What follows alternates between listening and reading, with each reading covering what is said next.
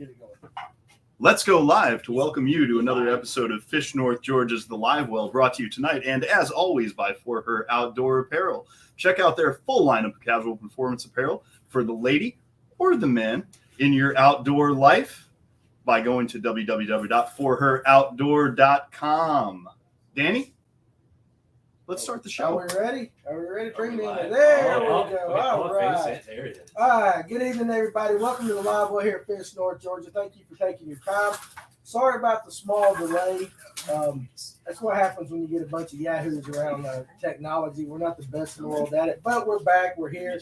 Got a great show in store for you. And one of the things, before I introduce the guests and everything, I wish you guys could see the conversations that happened prior to the show and then the ones that happen afterwards. We've had some great conversations. I've met just one of the most interesting guys so far I've talked to in a long time, Mr. Puffy. Puffy, say the name again, the real name. The real name is Dave Johnson. Dave and I am Johnson. definitely Puffy. Puffy. So there we go. We got Phil Hutcheson in the house with us tonight. So everybody, we're gonna have a great episode. We're gonna talk a little trout fishing. We're gonna talk some Alaska guiding, some North Georgia guiding. We're gonna talk shooting, some hog hunting. So this episode is gonna go wherever we want it to go. So it's gonna be great. I'm looking forward to this, especially like I said, from the previous conversations I've had here in the last 45 minutes to an hour.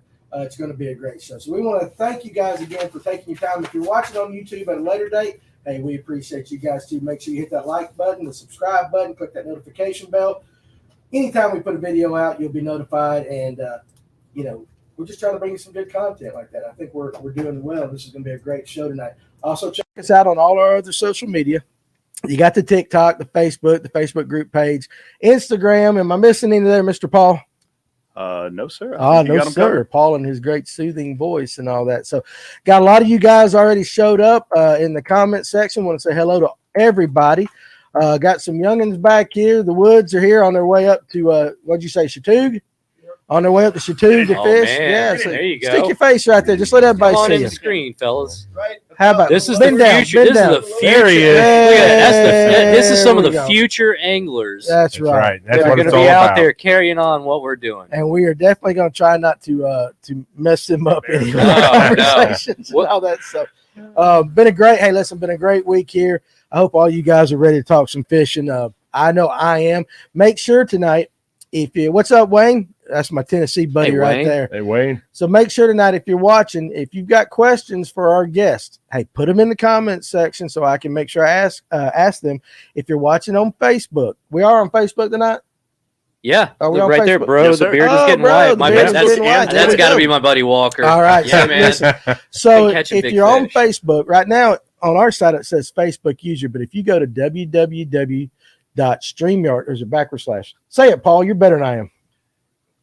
You would go to www.streamyard.com/Facebook and jump through a couple of hoops, and we'll be able to see your name. That's right. So it won't come up Facebook user to have your name. I see that Chris Herndon knows what he's doing. What's up, Hern Dog? So Peter P, Coffee Customs, all you guys, thank you for, I think you're crazy for spending Even time with us, Peter. but hey, you know what? I appreciate you more than you know. So anyway, Oh, hell. What's up, Blake? Oh, hell. I'm sorry, Blake. What's Blake, up, man? Yes. Just come down here, Blake. Oh, is Buchanan up there? Yeah, that's Buchanan. Oh, okay. Buchanan, Michigan. come on down here. You know how to get there. So anyway, I'm going to tell you how this evening started. I'm just going to call you Puffy. Please do. Okay. So Puffy showed up about an hour ago, and I've just been sitting up there listening to his stories and all. I've been kind of mesmerized about all the stuff that he has done and has invited me Yes, sir. to do. Yes, sir. So I love it. I am looking forward to all of this, but we're going to get started.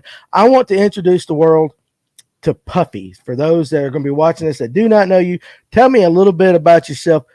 Who is Puffy? Puffy. All right. Yeah. Well, Puffy is an Ohio farm boy. Oh, you're a Yankee? I am a damn Yankee because I moved down here in 1995. UPS thought I needed to be in Georgia. Carpetbagger. I'm a carpetbagger.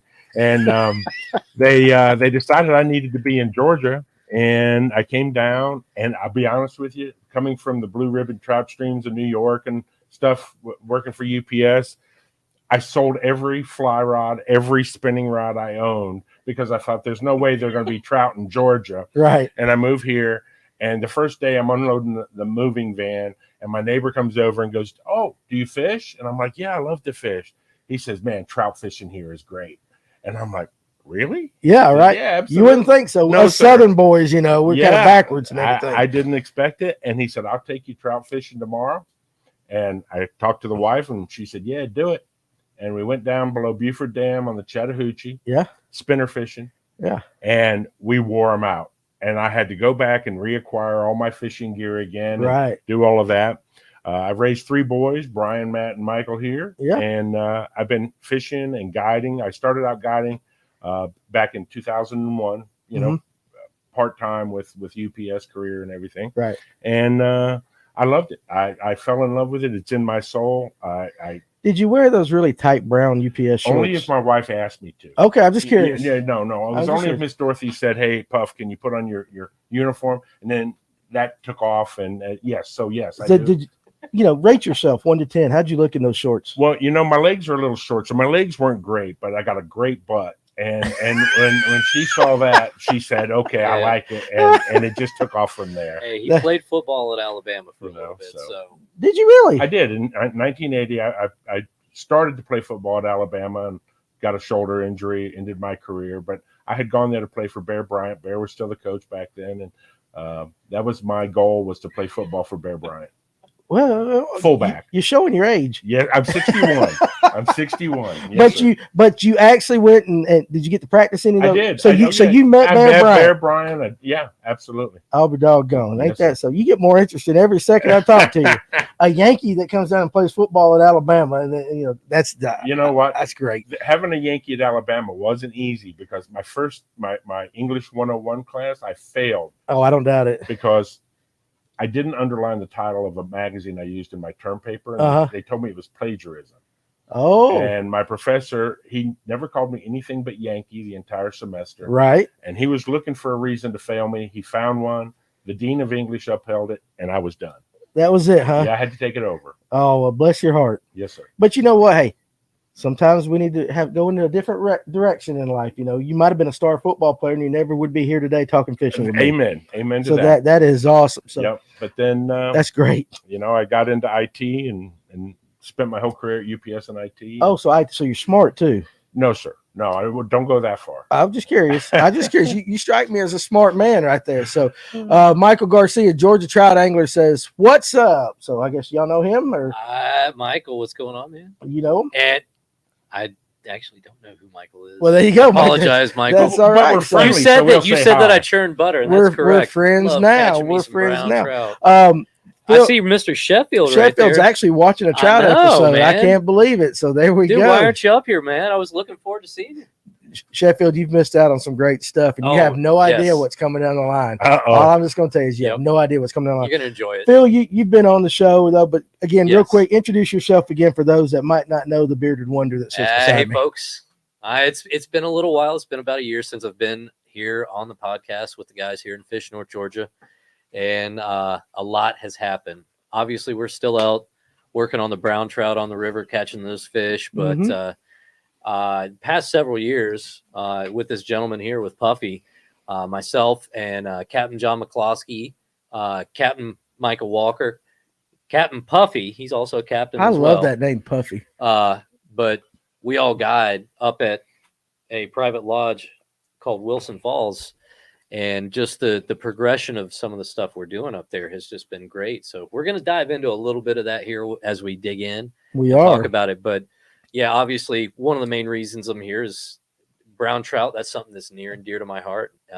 Whether it's from the hooch, which we've taken Puffy out and shown him a little bit of what we do, and he can tell you about. We literally had about a 16, 18-inch brown for 150 yards. We were playing some just good country, and we watched this fish come up and chase, and then go back down to the bottom of the river, come back up and chase for 150 yards before it finally hooked him and got him in the boat. So did you hook him or did he? No, Yeah, Phil I caught him. I ended up. Yeah, I was on the sticks then. You He were on was, the he sticks. was on the oars. We were in a drift boat then. Yeah. And for those that reading Ryan's comment, he's ready to blast some hogs. We're going to get into some hog hunting. Oh, yes. And this is what really intrigues me. I know this is a fishing podcast, but I am up for anything like that. So we're going to talk a little bit of hog hunting Yes, sir. as the night progresses. But all right, so let's do this. which way y'all want to go? Starting, with the trout. How do we want to? Well, you want to talk about Wilson Falls and what we Let's do talk up about there, or- Wilson Falls. Is that where you both guide? Yep. Okay, so how does Wilson Falls work? And for the rest of us that don't know, us bass guys, let's introduce us to Wilson Falls. A real easy way to do that is if anybody on here is familiar with Curtis Fleming and the Fly Rod Chronicles. That man is basically, he's from West Virginia, but he's come down and he does a lot of charity work with veterans, cancer patients, all sorts of great people, great causes. Super duper awesome guy. Super easy to hang out with. But he came down and has actually filmed a show at part of the lodge property. So you can kind of get an idea of what it looks like through his show. Where's it located? It's up on the Soquet River. We're up basically, if you look at one of the arms where La Prads is on Burton. Okay, Burton. I know Burton. Yeah, it's on Burton. We're just off Burton. I thought you were talking French there for a No. second. La Prads. Oh, see, the La Prads. Used to be the best fried chicken in the world. Absolutely, and it was home style. You would go in and they had just huge picnic tables. Oh, that's so you me. have families that would sit down, not know each other. That's me, baby. Yes, right sir. there. Yes, sir. We That's can't. good Skinny guys Just don't to even let you say know, that. my I record know. is 11 pieces of 11 fried pieces of chicken. fried Yeah. chicken. Yes, Okay, all right, there you go. So that would work. All right, so again, coming from the bass world, I'm being introduced slowly into trout. Mm-hmm. Let me ask you this, Puffy. What is it about trout that just drives you to want to catch those fish? It's about how aggressive they are, how they And are. people don't think about that with trout. We think about the little stalkers. Y'all always say they're so aggressive. Well, I will tell you this about this is another experience that Phil and I enjoyed with Captain Michael Walker. We were driving. Phil was in the boat. He was the captain that day. We were going upstream, and Micah had one of his jerk baits, and he threw it out in the boat just to see. As we're in high water, we're motoring upstream, and he just wanted to see how that lure ran in the high speed water. And Phil and I had just said to him, Mike, imagine if a brown trout could catch up to that thing and just grab it, right? All of a sudden his rod doubled over and this brown takes off screaming across the river. And we're probably doing 7 miles an hour. Yeah. And this brown trout ran down that plug and hammered it. Yeah. I mean, it's just the take that I have bass fished my whole life. I just the take and smallies up there in New York where you're from too. Right, smallmouth bass, largemouth bass. They have all that. Their growing season isn't as good, but trout. To me, I just became so addicted to trout fishing because the beautiful places they live in. Yes, the way they take a fly, they'll take a spinner, they'll take a jerkbait, they'll take whatever you want to throw at them, and they cooperate. They're a lot of fun to catch. They fight. They're rolling the whole time you're fighting them. They're rolling around and. It's just they're just a very you act like you've been here Phil. a time once or two. Twice. Goodness. Zach, he's changing my microphone for me, Zach. But the trout, just the aggressiveness of the trout and the beautiful places they live is what hooked me up. That's awesome. I want to real quick say, I'm seeing some new names right there in the comment. So it looks like you can pronounce that last name, Jess Malpass. Malpass. Okay, that's my sister, my younger sister.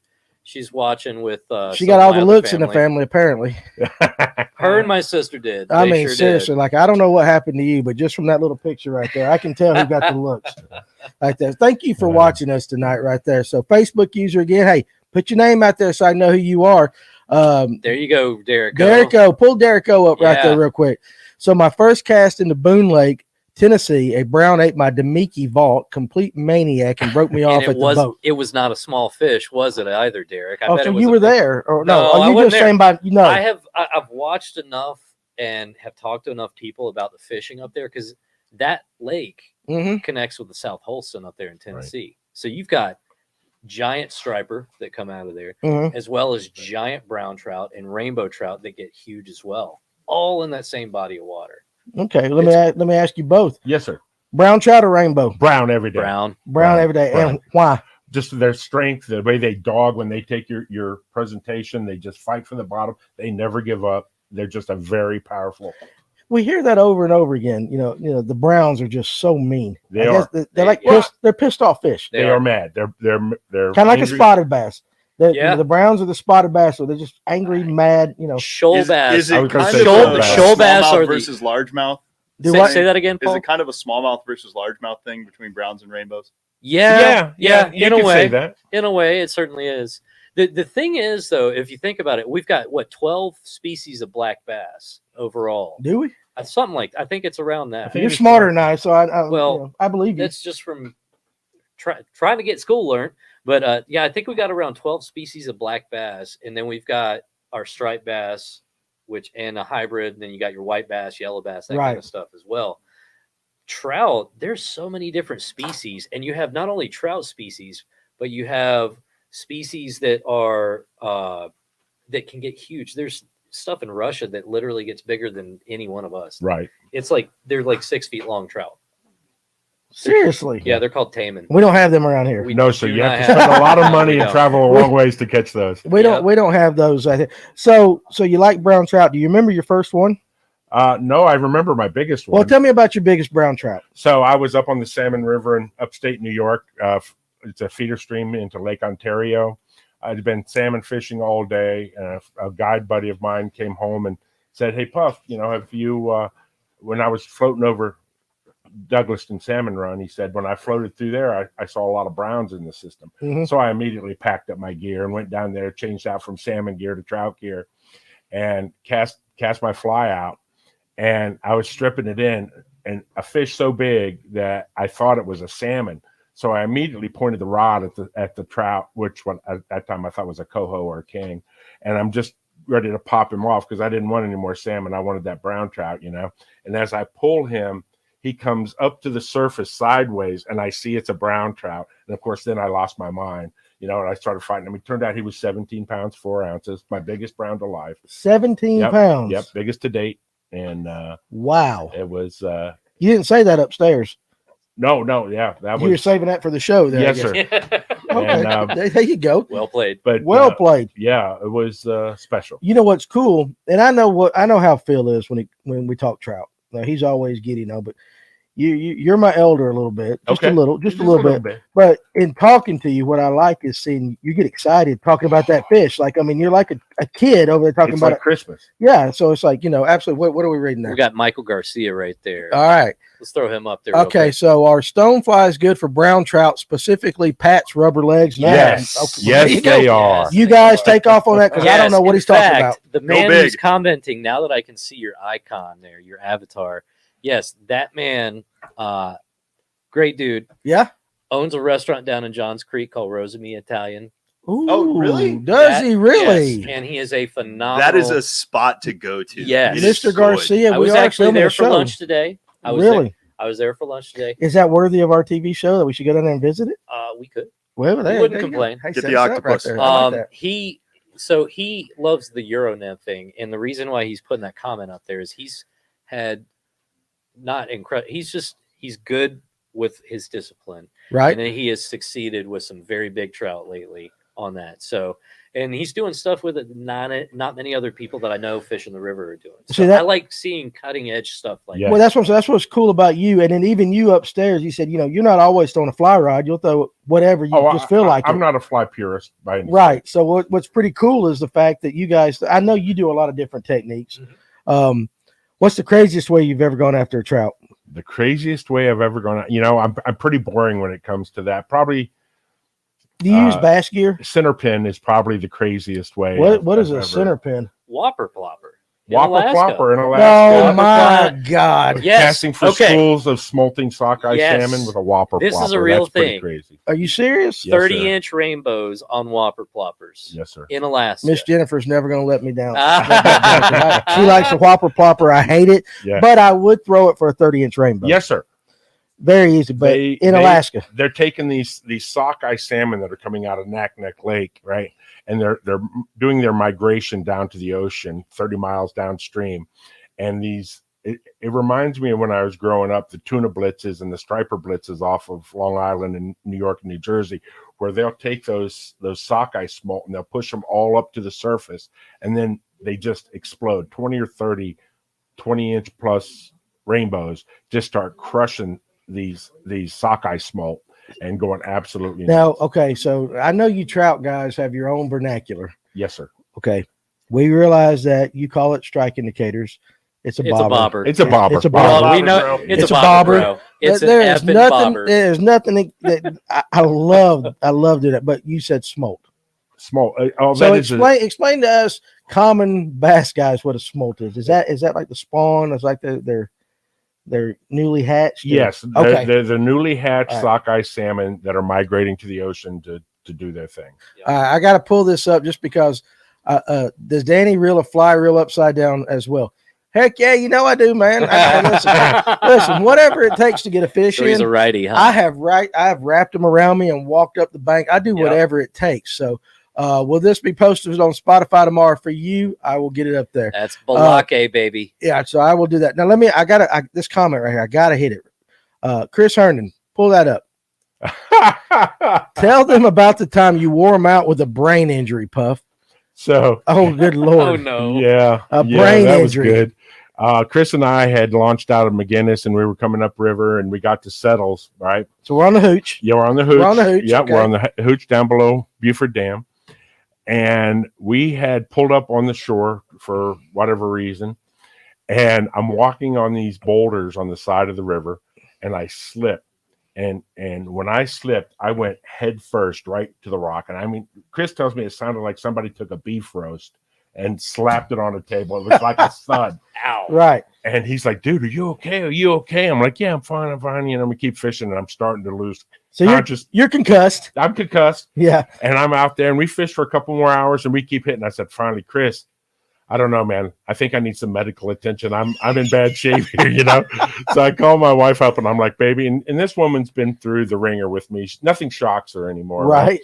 And I said, baby, you need to come and pick me up at Settles Bridge Park and take me to the hospital because I fell and smacked my head on a big rock, you know?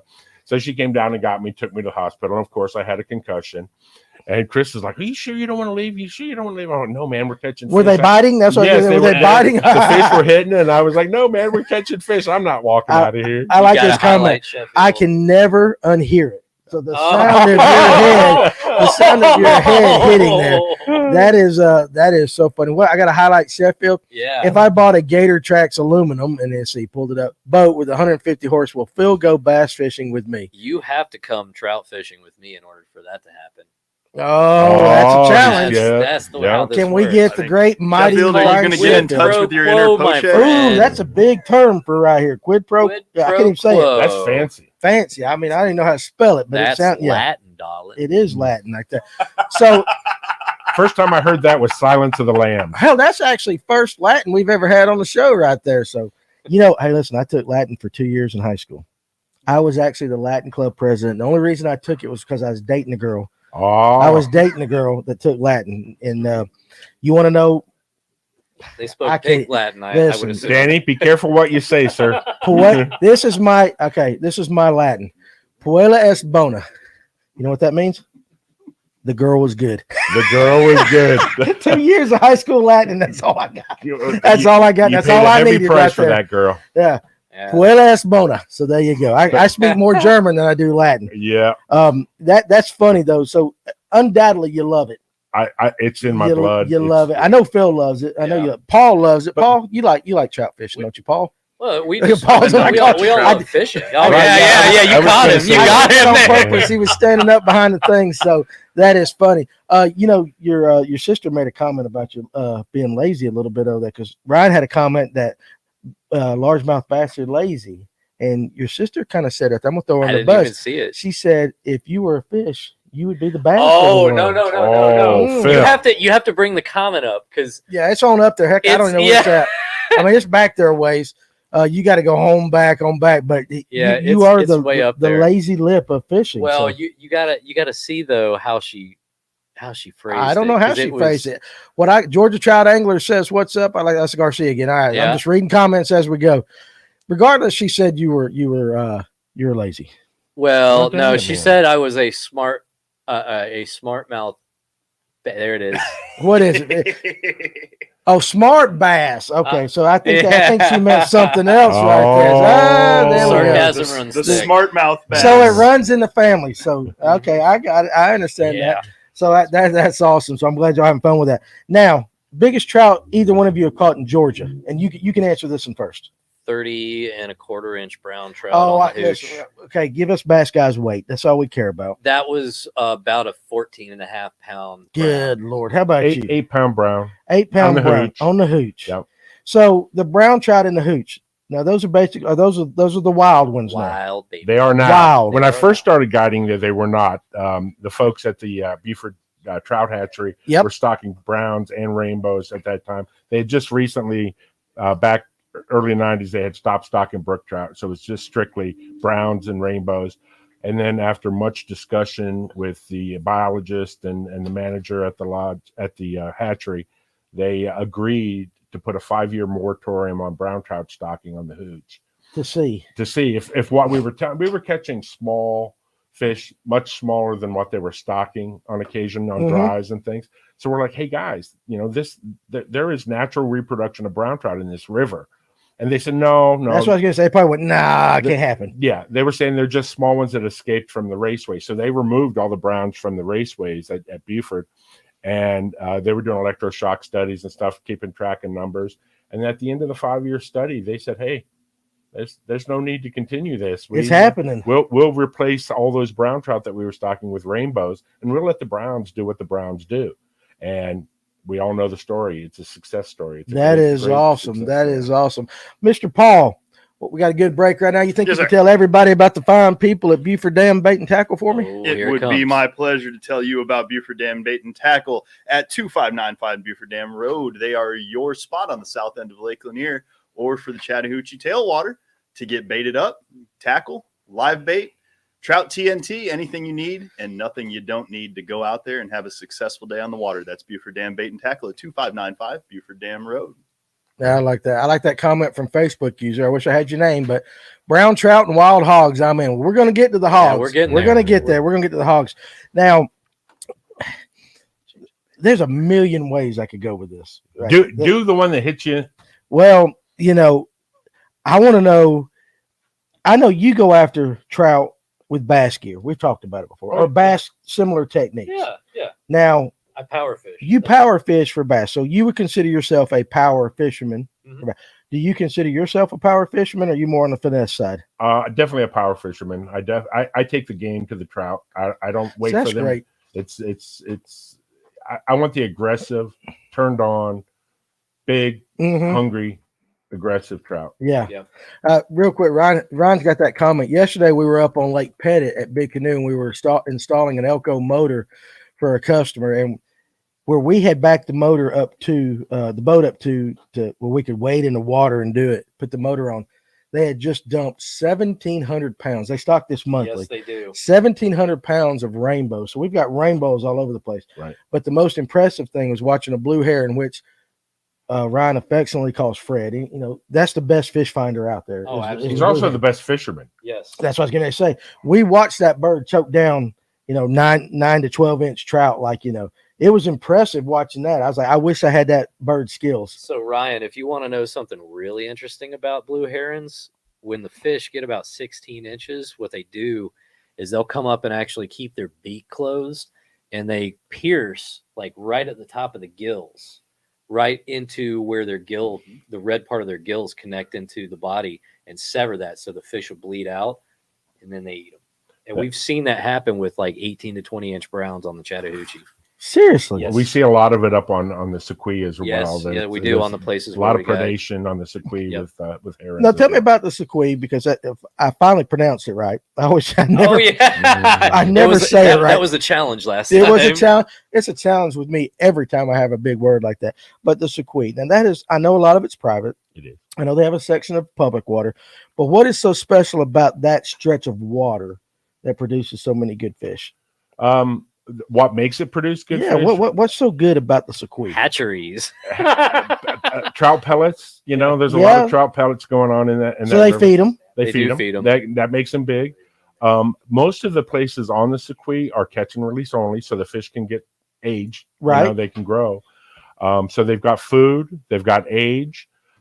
They've got good water. In my opinion, June through September is marginal as far as temperatures go, Right. but they've got lots of boulders. They got lots of trees, lots of rhododendron along the banks.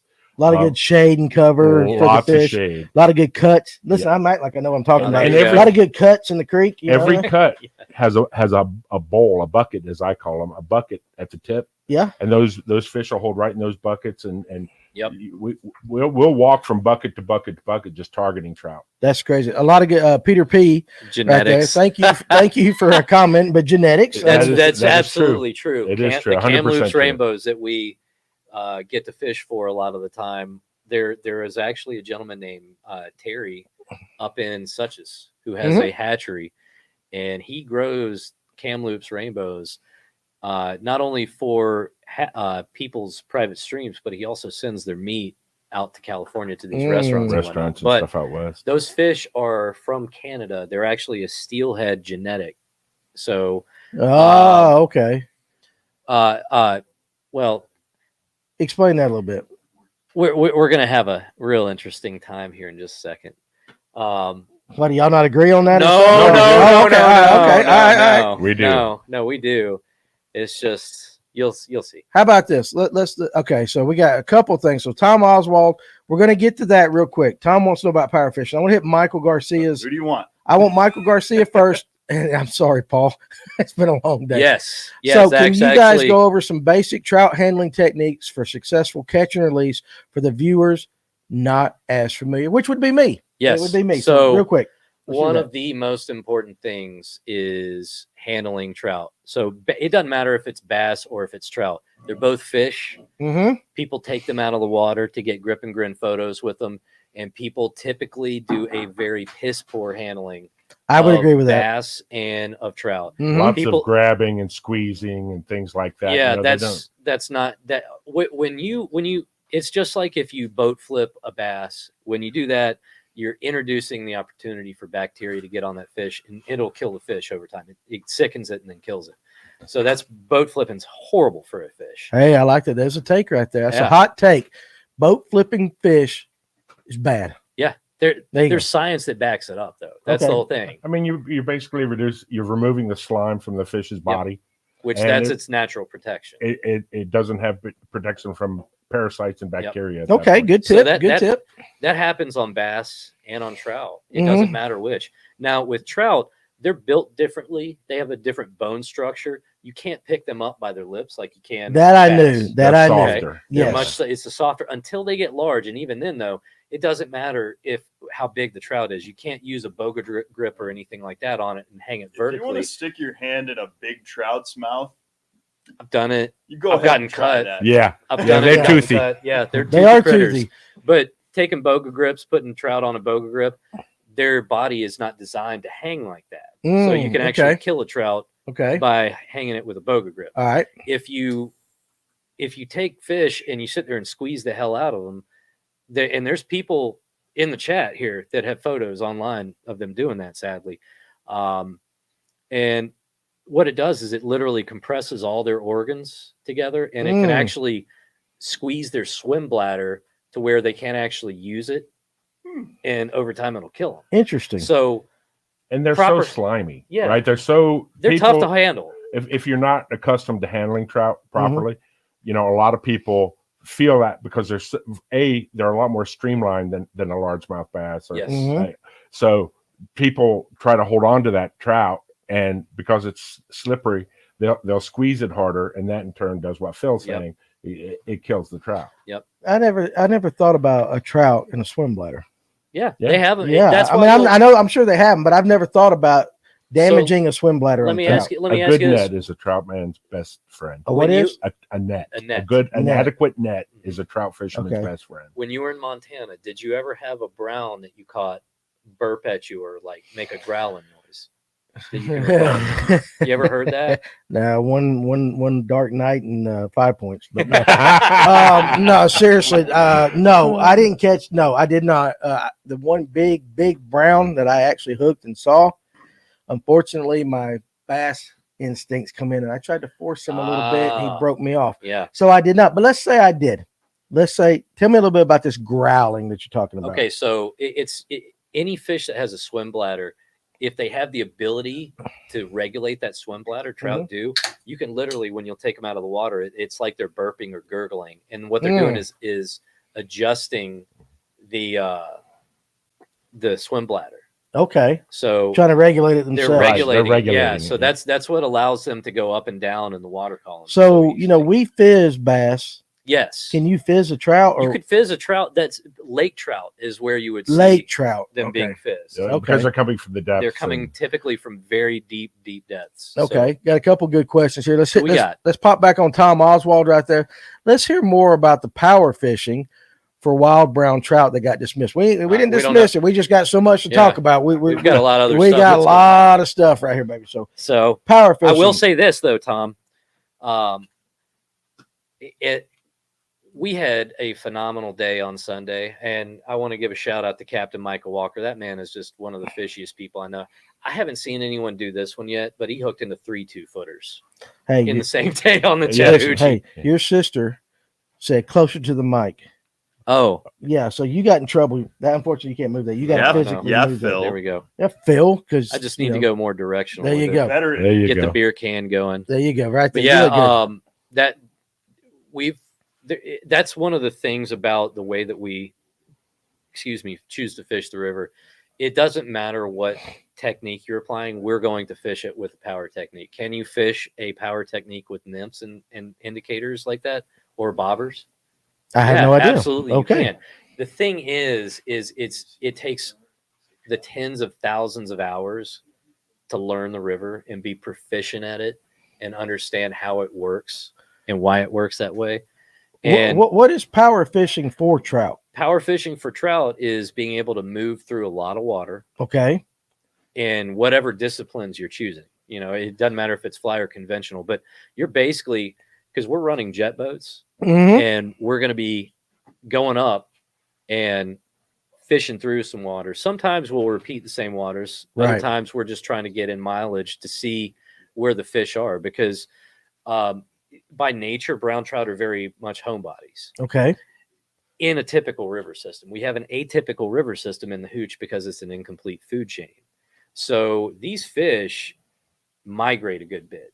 Mm. They do. I know for a fact that one friend of mine, he caught it was a 27. He caught it near a boat ramp. And 9 months earlier, it had been caught over a mile upstream off of a bend, a sandy bend. Okay. So it had some distinguishing mark that let Oh him know. yeah. The spots on it were easy to identify. See, that's one of the cool things about that Hooch differentiate Yeah. browns from bass is that you can literally there's more genetic diversity in just the Chattahoochee browns than Mhm. there is in the globe with the human genetic diversity that we have. Really? So Just all- in the Hooch. yeah, just in the Hooch. So all those fish that you catch, not one of them is going to look the same. They're going to Yeah. have different spot Mm. patterns, different colors, More spots, less Yeah. spots, more red more spots. red. Oh, orange Really? spots. Yeah. Yeah. So I did not know red that. got spots white on the and red adipose tips on the fin. fins, yeah. Exactly. Oh, They're we've got very red unique. spots on the fins. There's all sorts of stuff. How would you, Puffy, describe power fishing Power fishing is being for able trout? For trout. for trout. For Power trout. fishing for trout, and specifically the Chattahoochee River. I look at power fishing as knowing the river well enough to know where you can go Mhm. with any platform, spinner, jerkbait, with fly rod, nymph, Streamers, streamers, yeah. whatever, and know where to go. And don't spend a whole lot of time fishing unproductive locations. Yes. Fish the spots that we know these brown trout like to live, Okay. and attacking them in that location. And they're the apex predator of the river. They are an At apex. least in Georgia. Even though we do You know- catch bass in the river. He's caught some beautiful bass Yeah. this spring Yeah. in the Chattahoochee River. I mean, I was there, saw it, just beautiful bass. Yeah. And it's not Prizes. known for bass fishing. It is not. No. Not like it used to be. Largemouth or spotted? These are largemouths. Yeah, they were largemouth. all Largemouth in the Every one of them. Chattahoochee. Yes, sir. You don't see spots in the Ooh, river. there you go. Yep. Okay. I've So- never seen a spot. Matter of fact, though, I have seen more largemouth bass in the Chattahoochee in the last 3 or 4 years than I had since I started guiding 25 years ago. Why do you think that is? Water conditions. Good I or think. bad? I don't think either, because I like to catch a bass just as much as I like to catch a Yeah, brown but trout. the water conditions, is there a I plus think on the it's water declining. condition? I think the water conditions are declining. Declining. Okay. Yes. All right. That makes that. Well, Yeah. it doesn't make sense, but I guess that's as good as reason as Yeah, the anything. water conditions are declining. Now, if you could pick one spot in the state of Georgia to go for trophy trout, would it be the hooch? No. Where would it be? I would say probably the Toccoa. The Toccoa River. Yes, sir. Coming out of Lake Blue Ridge. Yes, sir. For a trophy. For big Yep. trout. For big browns and rainbows, or just Both. big? For just big fish. Big fish. Now, is that because that water quality is so much better? I don't think it's astronomically better. I think it is better. I see better insect hatches on the Toccoa than I do on the hooch.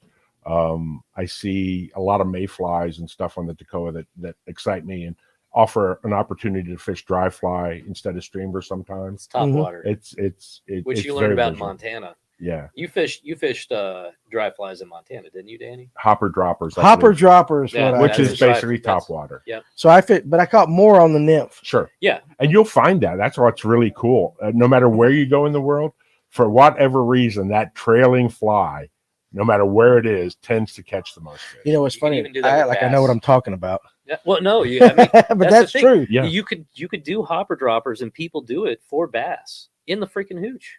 Really. Yes. So Ryan, who's up past his bedtime on nights that he's off, so I appreciate you there, Ryan. Throw it in the comments. I got to act like he's a viewer Cinderella tonight. hadn't turned into a pumpkin. No, yet. he ain't. But Aw. northern strain largemouth are a native species to the Chattahoochee. So I did not know that. I did So- not know that either. So I didn't know They're in there. They're in there. That's cool that to is know, awesome. Ryan. That's good info. Chris Herndon says these nonstop releases aren't helping. Call your congressman. I would agree with Chris wholeheartedly on that. I think. Yeah. I And we're think talking they're- about the month coming out of the Beaufort Dam. right. So that actually ties in with something that we definitely also want to talk about too before we move on into Killing pigs. killing some pigs. Yes. because that's coming up real quick. But the and I know Ryan Hartley and Joe. Oh dang it, what's Joe's last name? Paul. Well, look, Pollock. That's it. Pollock. Joe.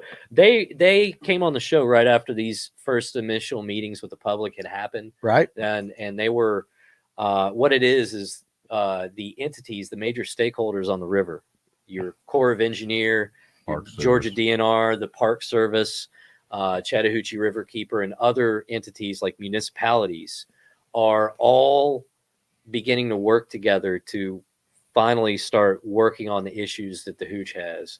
The three, I know they addressed them, but dissolved oxygen coming out of the dam, that's due to the stratification turnover cycle in the lake. Mm-hmm. Sediment and temperature were the other two. Right. And the sediment and the temperature they're going to find are tied into all the sedimentation, obviously coming in from the creeks, but also because Morgan Falls Dam literally has sand built up just about to the gate tops. Really. Yeah, it's almost 60 foot deep with just sand, and that stuff backs up upstream, and it's been backing up upstream since 07, 08 when the dredges got off the river. And just to make it clear, the same thing happens on the Sequoia too. Yeah. Where you have the little pockets and stuff. Mhm. Tremendous. Sedimentation Yep. is filling those holes in. It's Wow. part of our river systems and how they are naturally made. Okay. And that's exactly what we typically are going to be seeing. And I took I know most people on here know him. I took Shannon O'Gorman out, The fish- aquatic the biologist. aquatic biologist. I took him out and got him on his PB Brown last year. And his first comment, because he grew up here, he's local boy. Yes. He's been on the river. Mm-hmm. His first comment that he said was, "Wow, there is so much sand and silt. This is incredible. This is incredible." Right. the And he was amount. disheartened. And that ties in with what Puffy was talking about with the Toccoa. I personally love fishing the Toccoa because it's like a time warp in a lot of senses. It's like the Chattahoochee was in the 80s and the 90s. when it was at its Gotcha. peak. There's Okay. good bug hatches. There's a complete food chain up there. There's lots of grasses and mosses in the river itself. So you got a good diversity with the food chain. And the Okay. insect life, thrives in Thrives. that condition. Right. Okay. And I think recently, and I don't know the dates on this, but there at one time there were a couple of businesses that were drawing sand out of the Chattahoochee. Yes, I remember that. doing Yeah. right? And they're not doing that any longer. Yeah. Okay. So a lot of that sand is building up over time that would have been taken out of the river system. And bugs don't like sand. You know Okay. what I see when I float the hooch is if I hit a long 200, 300 yard stretch of sand, you typically don't see a lot of fish there. But when you see the boulders and the pebbles and all that stuff on the bottom, because the bugs get up underneath them or hatch, or I don't know what I'm talking about, but I guess there's just more food there. There's more simple. cover, there's more food. Everything is shallow and very no structure. I mean, would you as a bass fisherman, you would never go fish just a flat ledge with no, very rarely, with nothing on it. Right. Very rarely. And it's the same on the hooch. It's not that you will never catch a trout in those locations, but it's definitely a diminished number. Okay. Yeah. All right. Makes sense.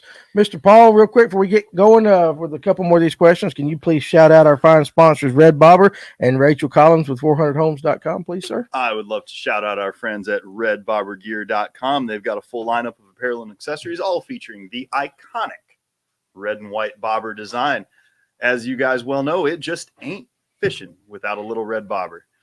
And of course, we couldn't go a show without talking about Miss Rachel Collins at 400homes.com, the official realtor of Fish North Georgia. She'll help you get the edge you need in today's competitive real estate market. She's an angler you can I lost it tonight. You had it going, baby. All lost the dulcet tones, man. She's an angler like us, and she's a realtor you can trust. You can get in touch with her, Rachel at 400homes.com, or by phone 770-3100-599. Now back to the show. There you go. Nice. Good job. I saw a question earlier about Danny Hogshead, one of our good friends here at Fish North Georgia, wanted to know if brook trout can reproduce in the hooch. That's it. Okay, so from my understanding, we don't have the right type of brook trout here. We typically, the feds that the type of brook trout they stock in the DH down in the lower part of the hooch, down DH for delayed harvest, designated harvest, delayed harvest. Mm-hmm. Yep. They stock brook trout down there, but they won't stock them in the upper section because of the trout biologist, like Puffy had said earlier, 25 years ago, just recommended against it.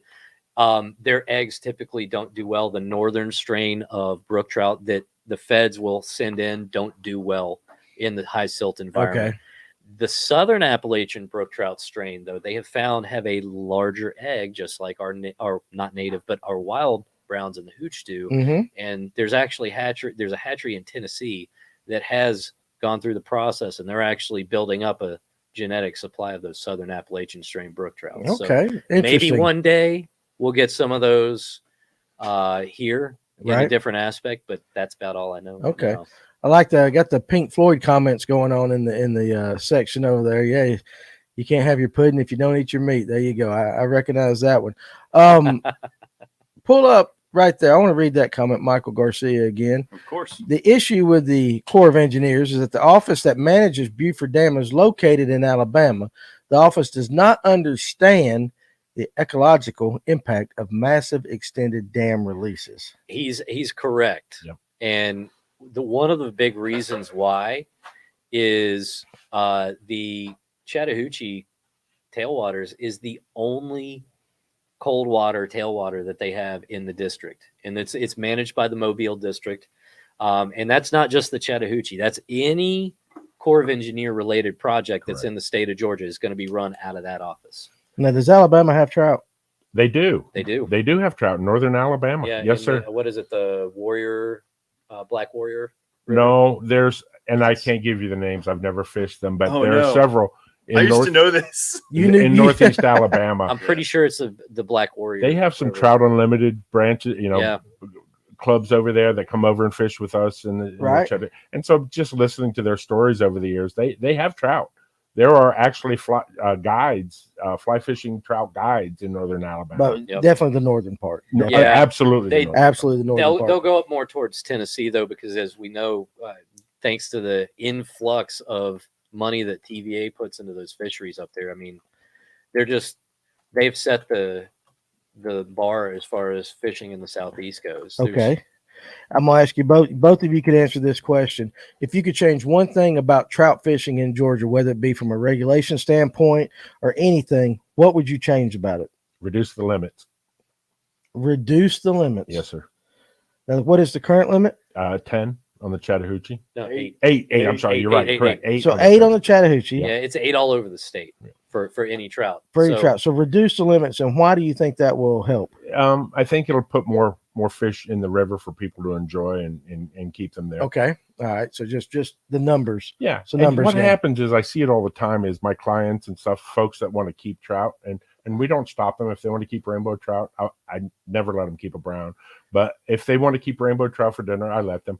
But 9 times out of 10, those trout go home, sit in the freezer, get freezer burned, and then thrown away. Yeah, that's a sad thing. What about you, Phil?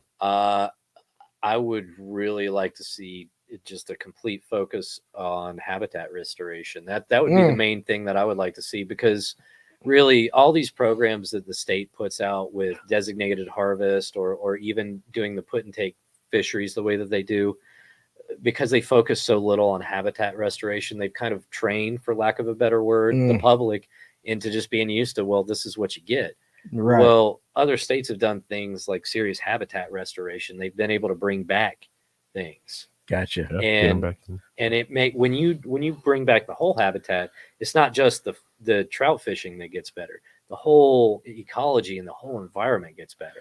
Very intelligent answer. So that's two kind of different solutions to the same problem. You're increasing the numbers of trout in the system, one by reducing the harvest, and you know what? People buy the trout stamp. That's what they're paying for. That's what they want to do. I get it. But I just hate seeing people and hearing about people take fish home, leaving them in the freezer. Not using it. You're not using it. And I know we're going to get into the hunting later on, but that's kind of like what I told you about bear hunting. I've not shot a bear because I didn't know if I was going to eat it or not. I'm not going to shoot anything I'm not going to eat. Amen. Bear meat That's is a good. great way to look at it. Yeah, and we're going to talk about that a little bit Bear too. meat You guys is didn't know good. that. We're going to have a little bonus bear hunting section here Yes. in a little bit because we talked about it before the show, and I'm interested. I want to segue into that because you guide in Alaska. I do. And so we've kind of talked about the fishing, the trout fishing here in Georgia. You know, that's got to be a different world when you get into Alaska. Unfortunately, you can't lump all of Alaska into the same category. There are places where there are a lot of people fishing, and it's combat fishing. And Similar to here? Similar to here, yes. Exactly. Like Alaska looks like below Beaufort Dam when there's 30 guys out there fly Really? fishing Yeah. in places. Uh-huh. The people that fish around Anchorage, there's a lot of fishing pressure. On the opposite end of that spectrum, where I'm at over on the Naknek River camp, fishing the Naknek River and in Bristol Bay, a lot of the Bristol Bay systems, it's not that way.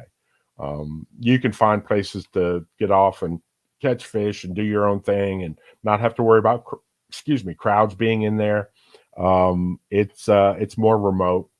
And now, how is that? Where you just described? Where is that? Is that northern Alaska? That's south central, more southwest, right where the Aleutian Islands come out of the Alaska Peninsula. That's where we are. Now you're getting ready to head up there for 4 months or something like that. Yes, sir. I leave this weekend. Yep. Saturday. Yep. Saturday. And I'll be up there until mid-October. So first of all, I appreciate you coming on before you leave. Oh, no problem. You know, I'm like glad that. to do But it. all right. So for those guys that are watching, you know, we hear states like Alaska, Danny, Montana. you're so right. Huh? Danny Hogshead's What did he say? right Let's hit that comment real quick. Swanee Creek used to be a great spot to fish on the river. Now it's silted in, and that's sad. Yep. It is completely. That Amen. is sad. Hey, what's up, Will Junkin? I'm glad there. Let me give him before I get my question here. Years ago, I took my kids to fish a rodeo on the Chattahoochee around Johns Creek Bridge, and we took home about 10, grilled them up that night. That's And perfect, Will. listen, That's what they're for. That's what they're for. And I tell you what, trout are They good. eat good. eating Well, fish. I want to They're tell good eating I want to fish. tell you exactly Will's comment right there, though. Yeah. What he's talking about, taking his kids to a fish rodeo. The reason I'm even sitting here is because my dad took me to a kids fishing day back in 1986, That's and good. I fell Yes, in love with trout fishing. Yep. then. I had I was fortunate enough to grow up with like a little 1.5-acre pond in the backyard. And so back in the 80s, when we didn't have the internet and TikTok and all that stuff, you had to figure out something to do. Analog life. It was a different world back in the 80s. Oh, I can tell you. absolutely. It was a better world in a lot of aspects back Yeah. in the 80s. But Yes, if you sir. wanted something to do, you went and caught fish, or Yeah. you shot squirrels, And you took had them home and cooked them, right? Yes. Yeah. I will tell you, there's not too many days that I can't remember during the summertime that I didn't go down there, and for lunch I'd go catch a mess of brim Yes. and mess up Mama's kitchen. And of course, or I'd catch a big bass and I'd come home and I'd put it in the bathtub so my dad could see it, and he'd come home and take that back before your mama sees it, like that. So I did those things. Different world back then, but a great world. Alaska, though, when you talk about states, Colorado, Montana, all these destinations, and Alaska is always on somebody's Premier. bucket list. Yes. It's on my bucket list. So what is the draw about Alaska that, number one, takes you there to work, and number two, would a person like me willing to pay to go to Alaska and fish? What is it about Alaska? It's not one single thing, Danny. Okay. It's everything put together. It's the scenery. It's the animals, the flora and the fauna. It's the fish. I mean, I was speaking earlier. 7 million sockeye salmon ran up our river last year. 7 million. That's a bunch of fish. And fishing is amazing. The scenery is amazing. The people are amazing. You're seeing, brown bears, apex predator animals. You're seeing large moose, like we talked about. Yes. There's wolves running around. It's like the Wild West up there. Still, it it's like really the is. last It wild is. place. It is the last frontier. It's truly that way. And I come out of my cabin in the morning and across the river in the distance, there are volcanoes that you. That's see. right. Yes. That would be amazing. And it's the experience. It's the experience that I meet new people every week because they shuffle through. Right, the clients come through, and you're meeting new people that are mostly like-minded, like we are. They're there to catch fish. They're there to see the beautiful places. There aren't places like that left, today. And that's They're sad. very few, and you have to travel to get to them. Yep. And How'd you get started? Captain John McCloskey was a personal friend of mine. I was employed full-time at UPS, so I couldn't join him. He got up there to Alaska guiding, and when he heard that I was retiring from UPS, he said, "Puff, come up and work for me." I said, "Absolutely, I would love to." Okay. So Captain John McCloskey is the reason I made it to Alaska. I got to ask this question before I go any further. Why in the hell do they call you Puffy? Okay, so when I I mean, it's got to be a story. behind that. it's a small story. Okay. When I relocated from New York down to Georgia, I was a younger man and I was in shape and I had a flat top haircut. And one of the guys that worked at the new data center that we had built stopped me and said, "Hey, I'm Vinny." And I said, "Hey, Vinny, nice to meet you. I'm Dave." And we got talking and stuff. And we were just, "Do you fish? Do you, yeah, and what kind of music do you listen to?" And I said, "What kind do you think I listen to?" And he said, "I peg you as a country guy." I said, "Ha, shows what you know. I'm a rapper." And he says to me, he said, "Well, what's your name? Puff Daddy Heavy D?" Yeah. Well, I laughed about it. We went on in the conversation. I came home that night. We were all sitting around the dinner table, my kids, 3, 4, and 8 years old at that time. And they heard the story as I was telling it to my wife. And Puff, they would call me Puff Daddy because I was their daddy. Right. And it just stuck like glue. Ain't that great? And Just how a nickname just comes about. My kids gave it to me, and they ran with it. So that's good, because usually when we get guys on this show, it's generally something we can't repeat. That's why they got their nicknames. So Well, I could have told you it was because I smoked a lot of cigars. It could have been something like that. And to be quite honest, that's where I thought I was going with that. So, but that's cool. So Puff Daddy. Puff Daddy, yeah. That's just what I'm gonna call you. Yep, that works. Puff Daddy. So if you had a nickname, Phil, what would it be? And I know your sister's probably got something for you, but what would your nickname be if you could choose a nickname? I don't know. You never thought about that. No, You have no nicknames. I've never thought. We're gonna fix that. We're Phil. gonna fix that. Yeah, we gotta address No, that. I can say that, I can't repeat what my wife calls me right there. That's generally my nicknames like that.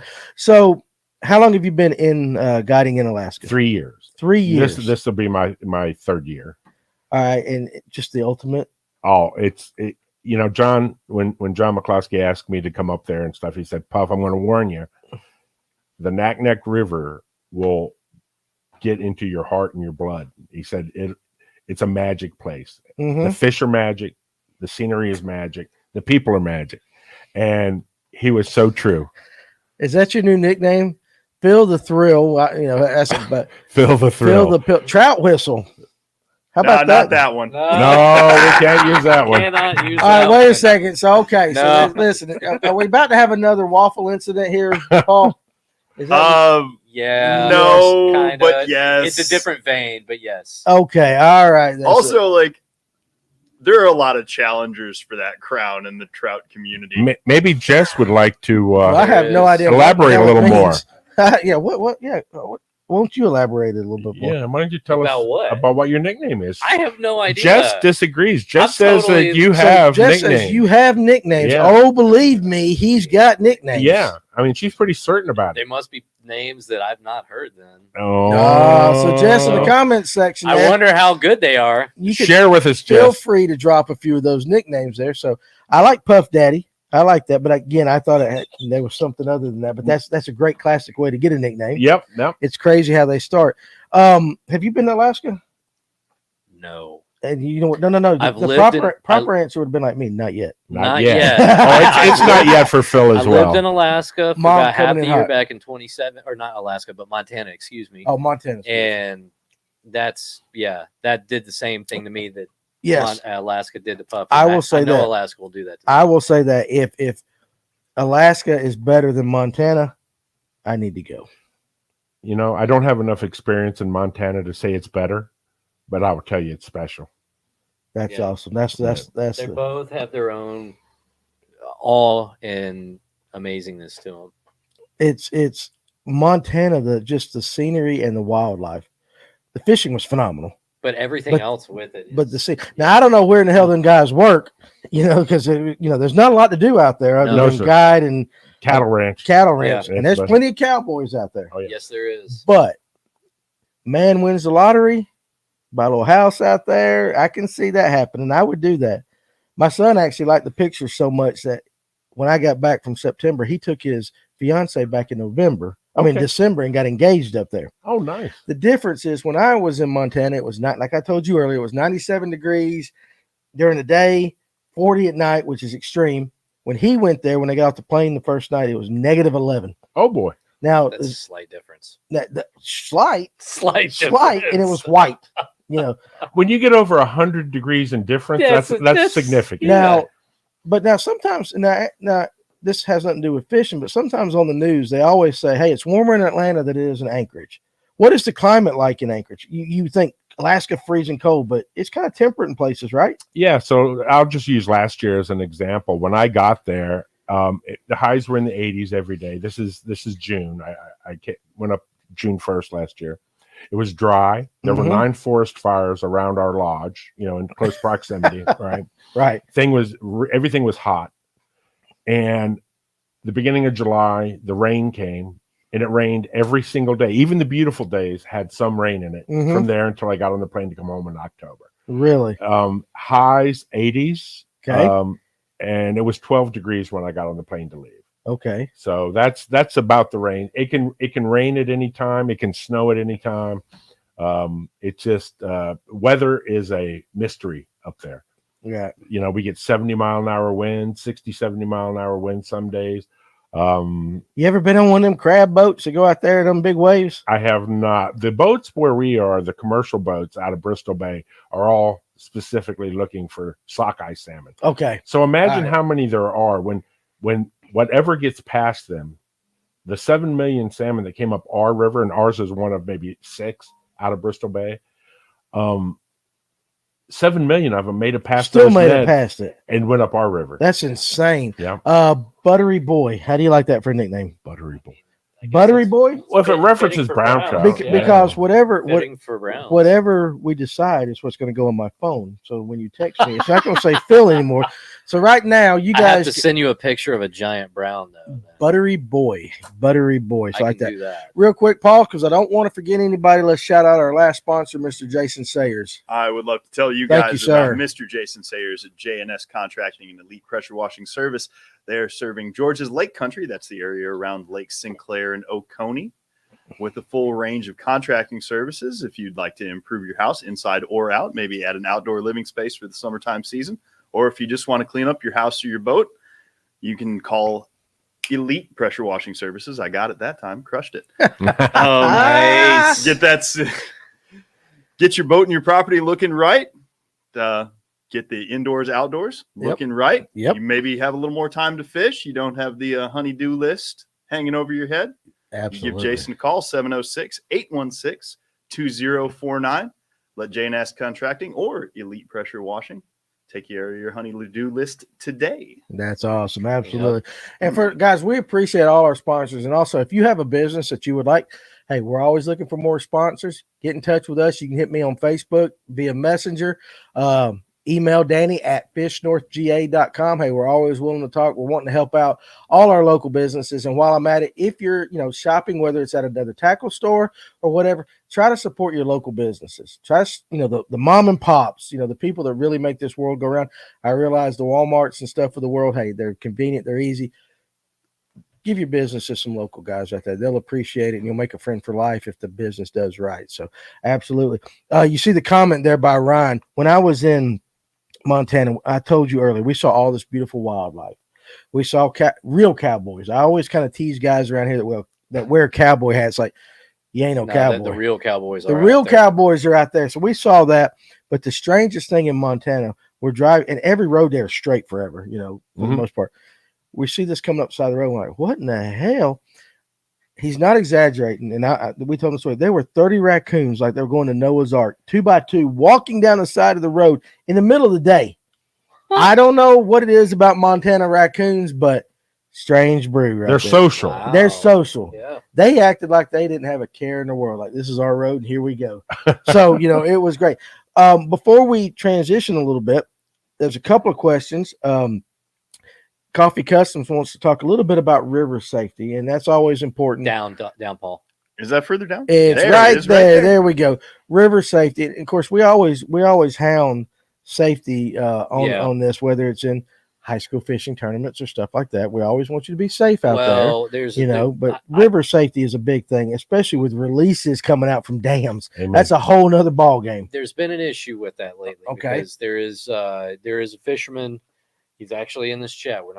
I'm not giving him the pleasure of giving him his name. But he has made posts on some different social media platforms and gotten in trouble for specifically telling people how and when to go out and fish on the Chattahoochee. And like I was saying earlier about the tens of thousands of hours that you need to put in to understand the river, that just is super important. Cannot stress it enough, because there's a lot of people that have died on the Chattahoochee and do die every year from drowning. And you have, just like Ryan Hartley says right there, you've got to check the flows. You also not only have to check the flows, you got to know the regulations. If you're above 20 and you're in the water, even if you're wading in the water, you have to have a life jacket on.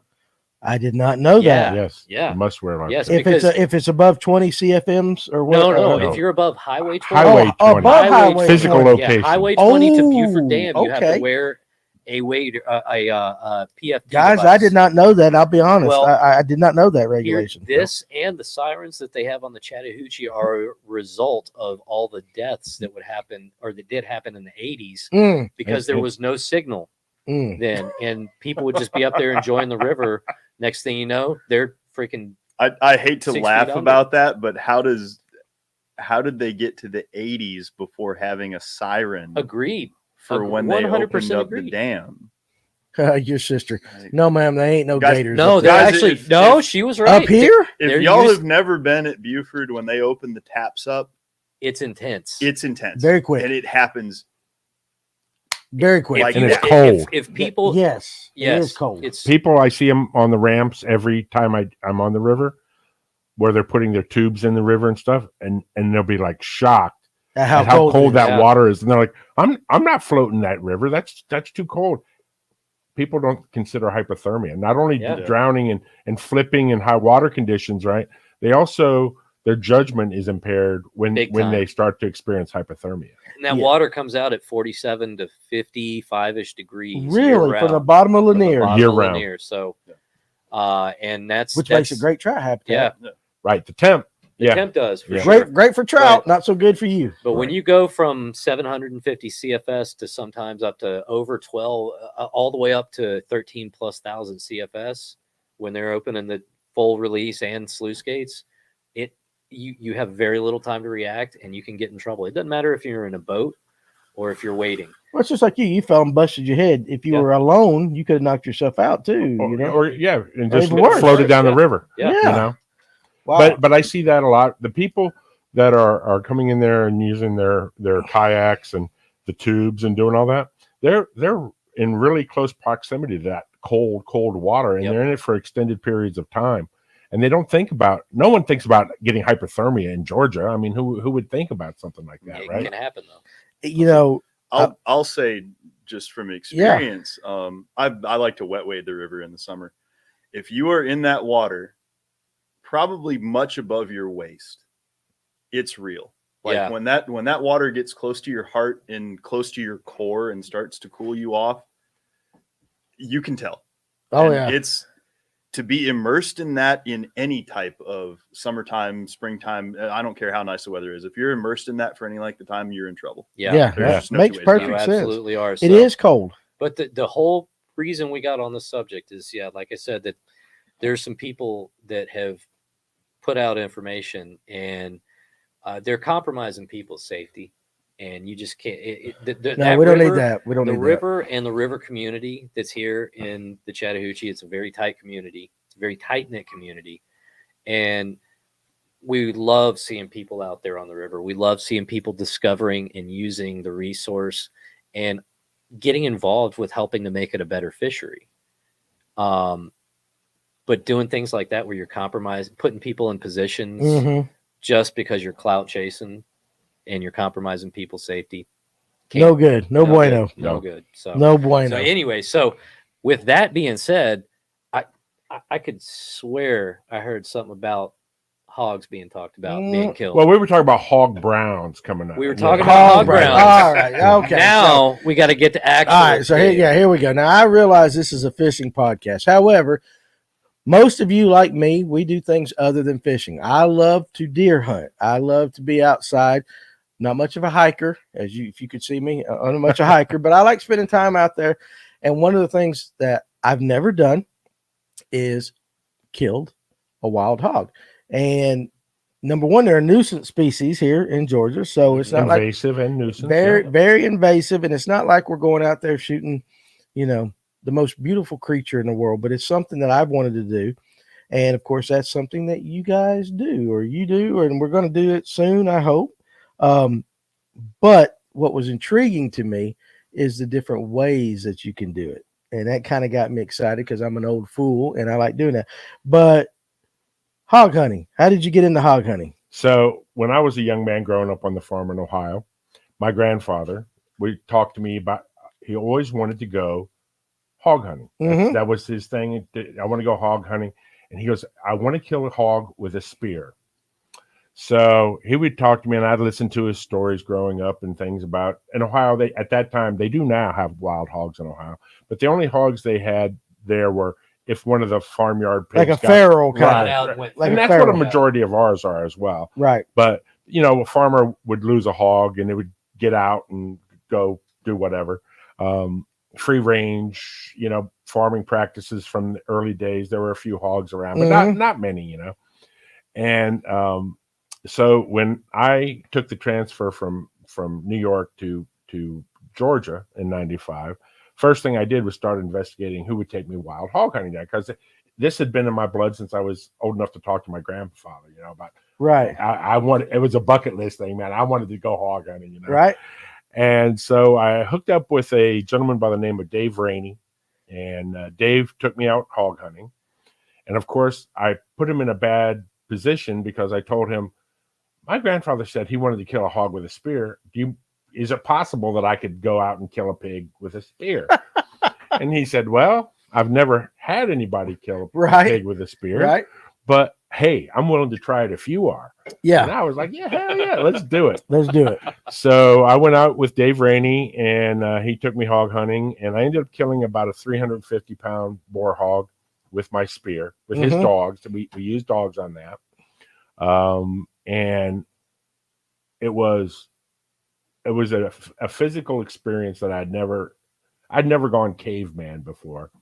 And this pig, when I stabbed it the first time, just like ran away, like it didn't even hurt him. And I made a homemade blade that was probably 15 inches long, A homemade blade. and buried it into the side of this hog, and he ran off like it didn't even hurt him. They're tough. And yeah, they're very tough, very tenacious. That's what I tell people. And so Dave looked at me and he goes, "What are we going to do?" I said, "Well, I don't know." He said, well, straighten your blade out and let's go get this thing. Straighten your blade out. Yeah, because as the Dang. pig was running and I stabbed him in what I thought was the heart, he was trying to get to me, and I'm holding on to this black gum spear handle that I had made, right? and this thing is trying to get to me, and I'm using this spear to hold him away from me. And as he's trying to get to me, that blade is just bending like nothing. Bending it. That pig takes off. I step on the blade. I torque it back semi-straight. We take off after this pig. We had a blue tick hound named Queenie with us, and she's chasing this hog, and I go after her, and I can hear her running through the swamp of South Carolina Georgia border on the Savannah River, and she's getting closer, and I'm like, oh, she's coming back. So I look out into the swamp, and I see the pig coming towards me, but he's in a creek running towards me. Right. So I just stopped by a tree, and I've got my spear that I straightened back out again. And this pig comes running down the creek right in front of me, and I came in over the top and speared it, and it still kept running. And I was like, oh my God, this is when I went caveman. I just jumped into the creek and I started running this thing down. Now, this is a 350-pound Yeah, you're a fool. And I'm chasing this thing, and it's running away from me, but I'm catching up to it because he's been stabbed twice with a spear, right? Mm-hmm. And he's running down the creek, and I'm running, trying to catch up to this thing. And as he realizes I'm getting closer, he stops and starts to spin. And I run him through a third time, and I knocked him off his feet, and I pinned him to the bottom of this creek, and I held him there with my spear, and he expired there. And my buddy Dave has got this all on camera. He's filming this whole thing, Dave Horton. And I get done, and I'm vibrating with excitement. You got like buck fever. And he goes, now what are we going to do? How are we going to, Dave says, how are we going to get this thing out of here? Because Dave Rainey was off dealing with a dog that got hurt. Right. And he said, how are we going to get this thing out of the creek? And I grabbed this damn boar hog by the ears, and I start walking backwards, dragging him. I dragged this hog up out of the creek, and I collapsed. As soon as I got him out of the creek, I fell over. And from that day forward, I have been addicted to hog hunting. So the adrenaline rush is what you're saying. It is a huge adrenaline. It's hours of boredom followed by moments of sheer panic. Panic. Yeah. I like that. Yeah. So Peter P wants to know real quick, what caliber bullet puts down a hog? All of them. All of them do. It depends on where you hit them. Now, I do know this. It does. And you know what? I've shot hogs with a 22 in the head and killed them. And I've shot them in the body with a 308 and had to track them down. Every hog is different, Danny. Every hog is different. And you can put fatal shots on a pig, and he'll run 150, 200 yards after the shot. Yeah, they're just so tough. And I've shot them with a 22, and they fell in their tracks.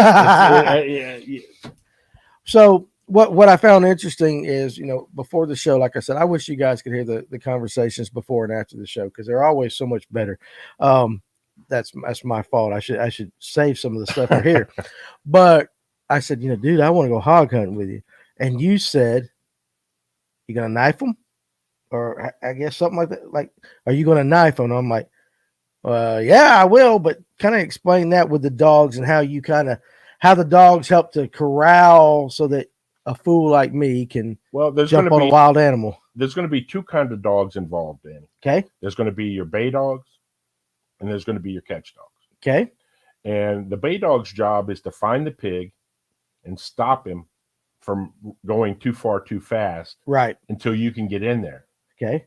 And then if you have a catch dog, you would release that catch dog and let him go catch the pig. Right. And a lot of times it's at night. Sometimes it's not. And you run into the bay, and you see the pig standing there doing, fighting with the dogs and doing their thing. They're fighting for their life. Right. And you run in and you grab the hog by the hind legs, and you pick him up off the ground, break him down, pulling his hind legs out from under him. You flip him over, jump on top of him. Not everybody doesn't agree with where to stick the pig.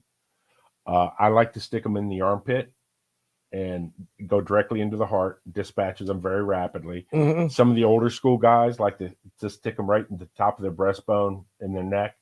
They bleed out. When you cut a major artery, they're going to bleed out very quickly. And that's mostly how you knife hunt. So basically, it's close quarters combat. It is. Yes. It's hands-on. It's very personal. I like that about it. It's very personal and very up close, and it's hands-on. It's not. Don't get me wrong. I've shot a lot of deer out of a tree stand, but it's more personal than that. It's when you're grabbing a wild animal and killing it with a knife, you're up close and personal. Yeah. Now, there's also another reason I like a knife, and that's because my bay dogs, are so close and so in the face of that pig barking at it when you go in there, that if you were to shoot, you run the risk of killing one of your dogs as well. Right. Yeah. And so I love my dogs like I love my family. Yeah. They are very special to me, and I don't want to see them get hurt unnecessarily. Yeah. Ever done the helicopter hog hunting? I've never done helicopter. We all would love to do that. You know what? It's so cost expensive. prohibitive. Well, that's why Ryan, he goes, that would be an expensive adventure. It's You no know, joke. Hog hunting with my dogs on the ground. You've got, half a dozen of your best friends. You're telling lies. You're walking through the woods. Yep. You're bragging, whatever reason. Right. You got some kids with you, they're all excited about it. Pigs are running around. You like cigars? I love cigars. Okay, because I just noticed a comment from Chris Herndon. Better be in shape. He'll make you walk 6 miles through a swamp smoking a cigar.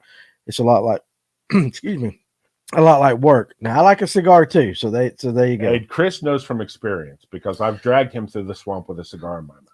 I think, like I said, I bucket list things that I like to do, and I know some of them a lot of people don't agree with, but hog hunting is one of them. Deer hunting, and what was cool is we got to talking, and I deer hunt about, if I'm correct, about 3 miles from where you hog hunt. Yeah, down in Wilkes County. Down in Wilkes County, Georgia, and it's crazy though. Hogs will move. They're very known to move a long way from one plot of land to another. Yeah, especially the big boar hogs. But I don't have a lot of pigs coming through my property, and you're just down the road. But you said I might have more than I think. Well, that's why I asked you if you had a feeder up, because pigs are going to go to a feeder. They do. They're definitely going to a feeder. So if you had them, they would probably go to your feeder. Let me ask you this, because I had some guys that were in my hunting club a few years back that wanted to try to get hogs in there, and we did the sour corn and Kool-Aid and dug a 8-foot thing, or dug a big hole, whatever. We actually had an auger, digging the hole, poured all that stuff on there. Never got a pig come through. Well, I will tell you this also on the club in Rail, which is not, that's on the way out there. We put out a 55-gallon drum of peanut butter. Good Lord, what'd that cost? I didn't pick it up. I don't know. One of my buddies picked it up. But who the hell sells 55-gallon things of peanut butter? A friend of mine, Mike McCoy. He works for an industrial mechanical company. All right, yeah. And so he was working at these plants, and they had peanut butter that they couldn't sell for whatever reason.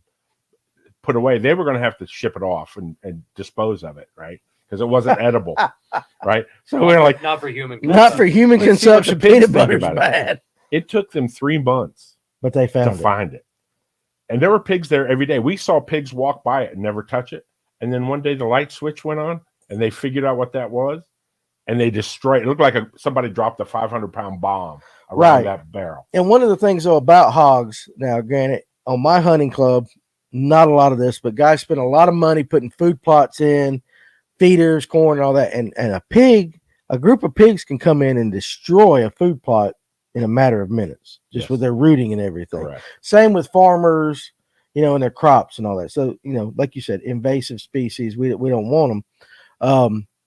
But they are kind of like a trophy game, not necessarily a trophy, but, a big game animal. Trophy, Danny. Yeah. They are definitely, that first hog I speared is one of my fondest mounts that I've ever gotten in my life.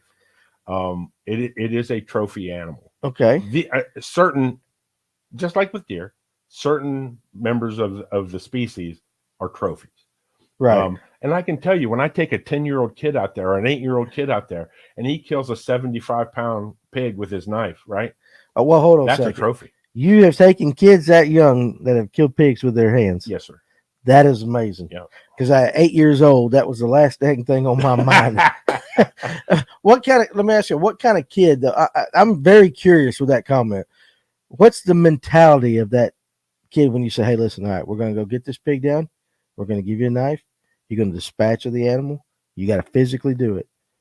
Not every 8-year-old, 10-year-old kid can do that. There's got to be a You know what? something different. That could about be them. said for 50-year-old men as well. Well, we're going to say that with me too, because Especially I told you, today, because I will do that. So There are kids. Chris Herndon's son, Colby. right, He goes hog hunting with us. He's all about it. He wants to get involved. that's awesome. There are kids out there, and we as hunters need to encourage that, right? We do. So I like to take any chance I get to take a kid fishing or hunting. I'm all in. Yes. And my son was 11 when he stabbed his first pig. It's kids love it. It's all about spending time outdoors. How big of a knife? That's that. It's not a knife I'm going to go buy at Walmart, is it? Yeah. Really? You could go buy a K-bar Marine Okay. Corps fighting knife at Walmart. 5-6 inch blade, 6 maybe inch blades, plenty. 6-inch blade. Yes, sir. Yep, that's fine. That's going to be exciting. People who are going to go hunting with me for the first time and don't have the equipment necessary, I encourage them to just go pick up a K-bar. Okay. K-bar works great. Buck knife works great. Really? Okay, good. Yes, So sir. simple. Yeah, simple's best. Not everybody has to build their own spear like Puff Dad over there. No, that's not. But we could go to the opposite end of the spectrum too. And if they want to shoot, I take a lot of kids out and let them shoot them with thermal scopes and Yes, suppressors. that night I was vision just stuff. about Everybody to has bring up seen the that. TikToks and all that, or the videos on Instagram and all that, with them guys right there. It's just a big video game to those kids. That's what it looks like, though. Yeah. But isn't it amazing how technology allows us to do that now? Amen. Yes, sir. Because I can remember when the first, rudimentary night scopes came out. My father-in-law, bless his heart, wanted to get one for deer hunting in his backyard. I'm just, God rest his soul. But compared to what I remember looking through his, it was kind of like a blob. And now, I mean, you can see some detail at night with these things. I mean, it's amazing. There's two groups of scopes that are employed in hog hunting. Some of them are the night vision. Yeah. And then there's thermal.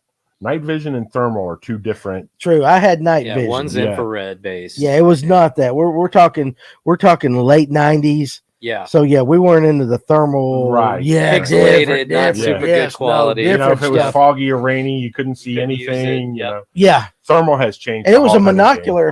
If I'm not, it wasn't even a scope. It was like a monocular that he looked through, and you just kind of said, "Well, there's a blob there that's moving." Right. And it's totally different. Well, and now you've got Holosun, which is a optics maker.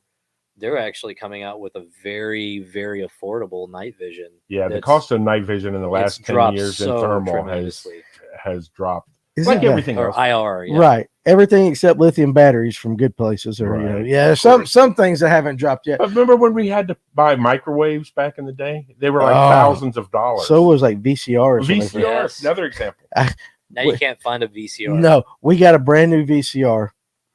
My dad and my mom were proud of that thing. My brother and I got in a fist fight about 3 days afterwards, and he's a little younger than me, so he went over the TV and busted up that VCR. Some of the worst trouble I've ever got. You would have thought I shot the queen, some of that VCR back in the day. Peter P., what are some signs that hogs have been in your fields? Rootings. That's the number one. Mm-hmm. Hog scat in there. The tracks are very different. Talk about that, because you and I discussed that up. The difference between a hog track and a deer track. Well, hog tracks don't. Well, most of your deer tracks are pointed, and they are splayed just like they split a little bit, kind of towards the top of the hoof. With a hog, the front of the footprint is typically rolled off. It's more of a rounded kind of on the points. It's not as sharp as a deer track.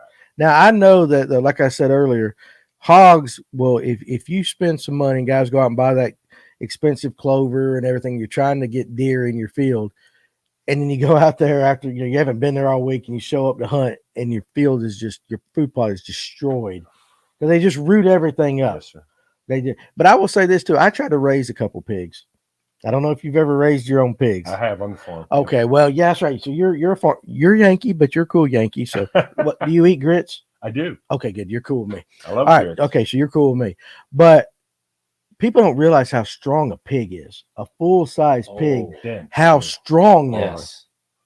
I have a video, and one of these days I'll show it, where one of my pigs got out, and I was trying to get her back in the thing. So I tied a rope around her neck, and at some point she just stopped. And we stayed there, and I had a beer in my hand. My wife's videoing it. 30 minutes. I couldn't budge that pig. Now, I should have went and grabbed it by its back legs, but I was trying to ease it in there. They're stubborn critters, too. They're not dumb either. No, They're not dumb. No, they're not. Pigs are very smart. they don't stop growing, dude. But, I mean, you know, out there at Wilkes, you mentioned creek bottoms. Yes. So if I was going to my hunting club tomorrow, I have a creek bottom that does run through that. Would that be the first place I should check to see for pig sign? And what kind of pig sign would I see? First place I would check for pig sign is at your feeder, because they eat. Right. They're going to find your food. But the soft mud around a creek, or even mud puddles in your road, like if you have a dirt road system in there, right? Look at the mud puddles and see if you got hog tracks in there. Mm-hmm. They're easy to see when they're there. Mm-hmm. You know it. You know, Phil, I can see that your sister is much smarter than you.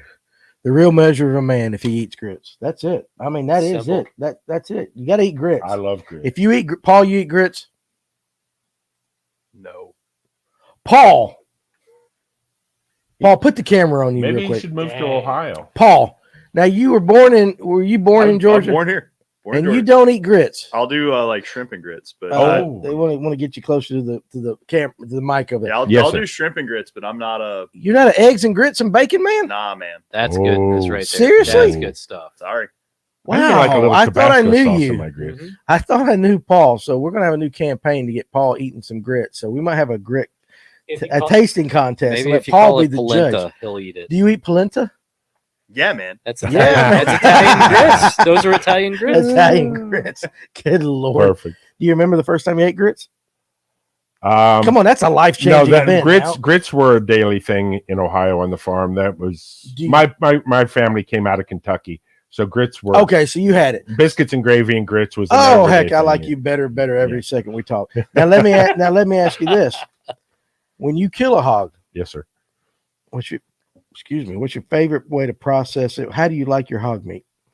It depends, and that's a common answer. But I like to grind it up for sausage. I like backstrap for pork chops. I even eat the ribs. The ribs are good. I take the front shoulders and I make pulled pork out of the front shoulders.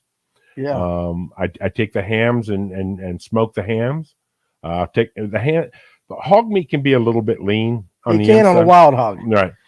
I'll take bacon and wrap it over the smoking meat and put bacon over it to get that fat in Yeah. there, and put it on the big green egg and smoke it, and it's delicious. You want me to tell you how bad I am of a farmer? True story. I bought 2 hogs, raised one right when I thought they were getting ready to be to the weight of being processed. Right. One got sick and died. I don't know why. man. Yeah, it did. She was a good one. But I had another one. So I take it to a processor up here who's allowed to do hogs. And he dispatches of it, does everything. And I'm sitting at my son. I tell him, I want bacon. I want all this stuff. I had the list. He calls me up and he goes, "What the hell did you feed that pig?" And I said, "I fed it every day. I fed it all kinds of stuff." "How old was that pig?" I said, "Well, about a year." He goes, "That pig should have weighed about 600 pounds. Mine weighed 248. He goes, "You starved that pig." He goes, "You raised the leanest, most healthy pig I've ever seen in my life. It didn't even have no bacon on it." Oh. That is exactly the most disappointing thing about hog hunting to me. Yeah. They don't have bacon. It was like, he's like, "Dude." And I was like, he goes, "What'd you feed it?" I would go to the store and buy like one of these bread stores that sells the close out of date. And I would buy baskets, like shopping carts full of bread, but I'd feed it a little bit at a time, make it last. I was supposed to feed it like the whole damn, basket of Every it day. Every Yeah. day. I had no idea. So my wife's like, she's looking forward to this. I'm like, well, I ain't getting no bacon. And she says, "Why?" "Well, I raised a healthy hog." So if you do decide to raise hogs, I can tell you right now, feed the daylights out of them, because he said that hog, it weighed 248 pounds before he skinned it out and everything. Should have weighed 600 pounds. Wow. Now think about how many acorns though a wild hog, what to get to that weight. And we're talking about, they might not get that big out in the wild, but 300, 400 pound boars, maybe like that. How much they've got to eat to get to that? Because they're moving all the time. all too. the time, All and the they time. eat everything. Yeah. They'll eat snakes. They'll eat corn. They'll eat acorns. They'll eat roots. They'll eat berries. Some of the finest hog hunting ever is when the blackberries are popping on the clear cuts and stuff. Really? Yeah. They eat that? Yeah, they tear them up. Okay. All right. So we're going to give you a little bonus footage right now. But real quick, hey, Paul. Yep. Camera on you. You no grit eating fool. What's up? All right. So when Puffy gets back from Alaska, when Puff Daddy's back and he's going to take me hog hunting, I'm going to go. Are you going to go with us? I'll think about it. We'll buy you grits. We'll get you some Oh, grits. man. No, polenta. Yeah, Remember, listen, I we'll- don't know if polenta. I'll stab anything, but I might go along for the ride. I think it'd be Do fun. the Dude, I'm thermal going to thing. get in there and I'm going to put the hat back and go. I'm There- ready to Yeah. go. I'm all in that. But for a little added bonus here, since we're talking about hunting, we also discussed bear hunting because you like to bear hunt. I a lot. love the bear hunt. And so that I thought was pretty cool because, and this is why I bring it up, because I have, from where I'm sitting right here, about 200 yards to the woods, I've got a deer feeder. I get to bow hunt right here behind the shop. Love getting the deer in there, getting them ready for bow season. But I have a bear that's been showing up, and the reason I have not dispatched to the bear was because I hear all these stories about how bad bear meat is, how greasy it is, how it's just not worth the hassle. However, this man over here begs to differ. I do beg to differ, and I will tell you, a majority of the folks that tell me that bear meat is not good to eat, I immediately follow that up with the question: is how much have you eaten?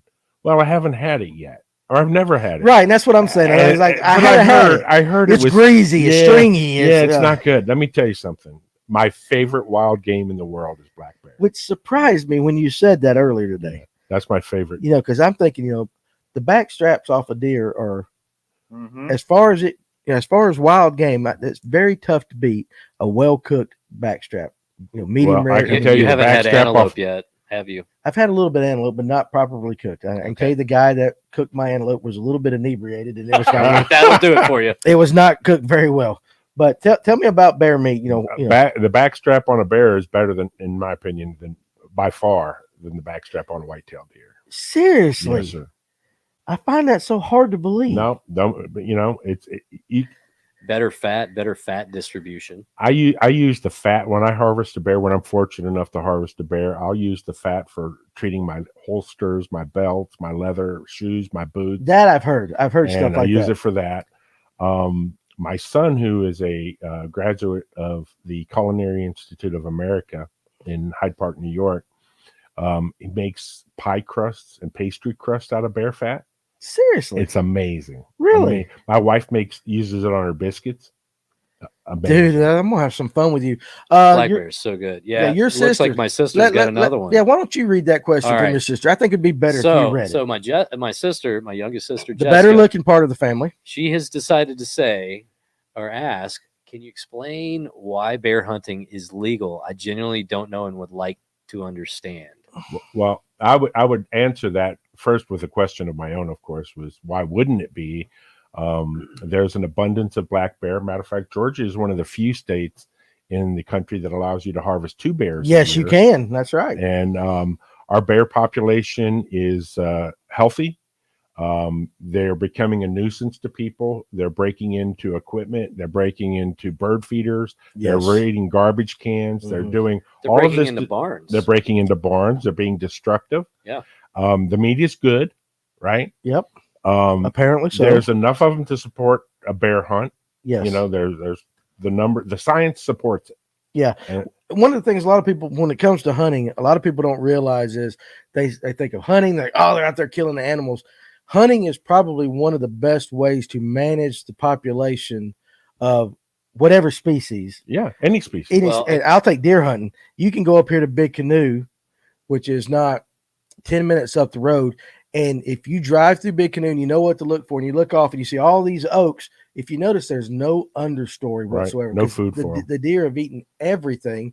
Mhm. And if you look at those deer, they're skinny Yep. and they get overpopulated. Yep. Unfortunately, Big Canoe does not allow guys like me to go in and hunt. They have their own little kind of control program. that they use. They bring an outside source in. But in a lot of places like that, a black bear, when it gets down into metro Atlanta and stuff, you can't sustain anything like that. We have one on my peninsula on Lake Lanier right now. Yeah. And like I said, I've got one right up here all the time. Yeah. There's every reason to support a bear hunt. Mm-hmm. And they're great to eat. There's enough of them there to support a limited harvest, right? They benefit from a limited harvest, right? Because there's not as much competition. Mm-hmm. They're wonderful animals to eat. They're beautiful. People that ask me if I hunt them, people assume that when you hunt an animal, you look at it as like evil or you want to eliminate it. Right. That's not the case. Right. I pay nothing but respect to a bear when I'm up in the mountains, going through the forest and hunting a bear. I'm putting a lot of sweat equity into that animal, and there's plenty of them around. There's a lot more than people realize. Yeah. Well, Puffy. See, I worked with the state of Georgia on. We were trying to decide whether to allow hound hunting in the North Georgia mountains, and I worked with the guys out of Social Circle, and they were considering allowing hound hunting not only as they do now in the South. Right. They now have a limited a drawing hunt in North Georgia for bears with hounds. Really? Okay, Yeah. I didn't know that. It's not a lot of people, but they were looking at it. This is when there was a 1 bear limit. Yes, it is, Jess. And I wanted to go deeper into that, but keep going, Pup. Yeah, we can go into that later. But they decided instead of allowing hound hunting for black bears in Georgia, that they would increase the limit to 2 and see how effective that was. Well, the problem with limiting, and I discussed this with them there in the office, when a man goes out or a woman goes out in the mountains or a child goes out in the mountains and harvests a black bear, the amount of physical labor that is involved in getting that animal to your vehicle is intense. And most people don't want to do that again. And Puff, why is it so intense? Tell them about the bear that you killed last year. Well, he was 475 pounds. Good Lord. And It's like a Steve Pinkston. right. I mean, it's not like a deer where you can just grab it and drag it out of the You mountain. know what I'm saying, I don't understand you? what you're saying. Puff has no idea. I'll tell him about it after the show, but yeah. But checks and balances are obviously a part of the equation, Right. but they're damn good to eat. They're delicious. There's enough of them out there to remove some from the population. A small percentage of them get harvested, right? Right. And we're trying to help people that are having nuisance issues, and I'm trying to feed my family. Yeah. And there's no reason not to do that. I have no problem with as long as you eat the meat. Let me ask you a question, Danny. How many people have you met that go out and shoot an animal and just leave it there? In my circle, not many. Right. In my circle, not many. But I grew up around guys that hunted. But I know a lot of people like to they'll pop stuff from the side of the road and drive. So that right there, That's not a hunter. That's a That's poacher. it is a poacher. That's a poacher. It is a poacher. Yeah. But I've always, the bear meat, like I said, I guess I have been influenced by people's opinions who probably didn't cook the bear right to begin with, or even the hog, or even the deer. Yeah, that applies to no matter what you cook. I mean, if you cook a piece of venison well done, you might as well put it on the bottom of your shoes. Do you remember watching that? I showed you earlier the trailer for our show. Yes. And the guy said, "I've never cooked one of these before." When he was talking about the fish, he had never cooked that fish before, and he run it. I mean, that was a big drum. You remember that, Paul? Me telling you about that drum. You couldn't bite into the thing; it was so tough. So sometimes people don't realize what they're trying to cook, have no cooking skills. But anybody that eats deer meat, well done, there's something they need to be beat with a ball bat. Now, bear is different, right? Bear Because is very different. bear, like some other animals on our continent, are prone to trichinosis. If you've heard of Stephen Ranella, he got trichinosis from eating undercooked bear meat. Yes, sir. Yes. And you want to cook bear meat to a minimum of 160. Yep. You want to cook it well. Hogs carry that too, right? Chicken, yes. Hogs can carry that. That's why. Because I know they recommend the gloves, right? That's also why you typically see with bear and boar and hog low and slow is your best way, because Absolutely. you have to get that 160-degree temperature to kill off the trichinosis. Gotcha. Okay. So it's yeah. You're eating dead trichinosis. And I know that's weird to think about it that way, but that's because that's what was in the animal. Mhm. You're not going to be able to process that out. That's just the bottom line. Now I had a processor who did my deer tell me that a lot of people make the mistake, especially in Georgia, because we can start hunting bear during bow season, which opens Yes, up sir. about September. Yep. And they will shoot a trophy or any bear, as a matter of fact, but they'll shoot it and then they make the mistake of driving it around in the back of their truck for about 8 hours, showing everybody, here's the bear I killed. And by the time they get it to the processor and he starts caping it out, it's Meat burnt. spoiled. Yeah. It's not like a deer. They spoil different and faster than Because a of the deer. amount of fat. Is The that fat why? That what was my goes- question. Yes, sir. Fat. The amount of fat in a bear. Because most of the fat on a bear is on the outside. It's not, bear meat is not marbled. It Okay. has no fat on the inside. And a deer is the same way, except they aren't. I mean, if you shoot a deer that has a lot of fat on it, you notice it. You're like, Oh, wow, yeah. look how fat this buck That's it. is. you know? Yes. Fat cap. All bears have a significant amount of fat between their meat and the skin. And you said that bear you shot had what, a good inch or two of fat on it? Or more than that. More than that? So you mentioned taking the fat from a bear and oiling leather, stuff like that. Yes, sir. I know from a hog, a lot of people will take what they call, and I forget the terminology of it, and it's mostly in raised pigs, but they got that leaf fat in the middle. They call it like a leaf fat. There's That's a what name makes for your, that. yeah. And I want to say I've heard it called leaf fat, and I might be wrong, but that's what they make their lard out of. That visceral fat that on the organs, That's the inside. prime. That's the prime fat. Yes, sir. Now, I'm really curious, as you take bear fat, what do you do? Just melt it down? Okay, so what I do when I harvest a bear, Yeah. I cut all the fat off the outside of the meat, and I'll put it, some of it, in a turkey fryer. Yeah. And heat it up, and then I'll once it liquefies, I will pour it through cheesecloth To get like to get the the chunks lump and meat, little particles of meat and stuff that's in the fat. Yeah. I'll pour it through, and then I'll put it in mason jars, and I'll let it start to solidify, and then I'll can it and just put it away in the fridge or outside, in the garage, wherever. Bear fat doesn't go rancid very easily. You can keep bear fat in its natural state for a long time. Really? Yes, sir. And so what are the uses? Go again of the uses of So bear I fat. use it for leather. To keep it like oiled and brown and nice and where it won't crack. supple, pliable. Yeah. I just treated a friend of mine, Buddy Lovell's holster. Right. He had a dried, cracked holster that wasn't working right. So I put 4 coats of bear fat on it. I got bear Yeah, fat there you on go. it. You got Yeah. bear fat on that knife. Yeah. Well, That- Paul had to take a bathroom break. Yeah. There you Yep. go. That knife right there, we've actually treated the sheath with bear fat. So But Yes, also exactly. it makes good breads. It makes good pastries. The cool thing about what you're saying to me is that you harvest an animal, you do it, however you do it, but you use as much of the animal as you can. My son Absolutely. took the femur bones from that bear, and he's drying them, and he's going to make knife handles out of the femur bone. I mean, we use everything lot, that's yeah. practical. yeah. Paul, you want to go bear hunting with me? Yeah, I'll do that. You'll do that? You'll go. Wait a second. I don't It know. looks Do I like have to use a Jessica knife has for anything another crazy question. to kill the bear? Okay, do what now, sir?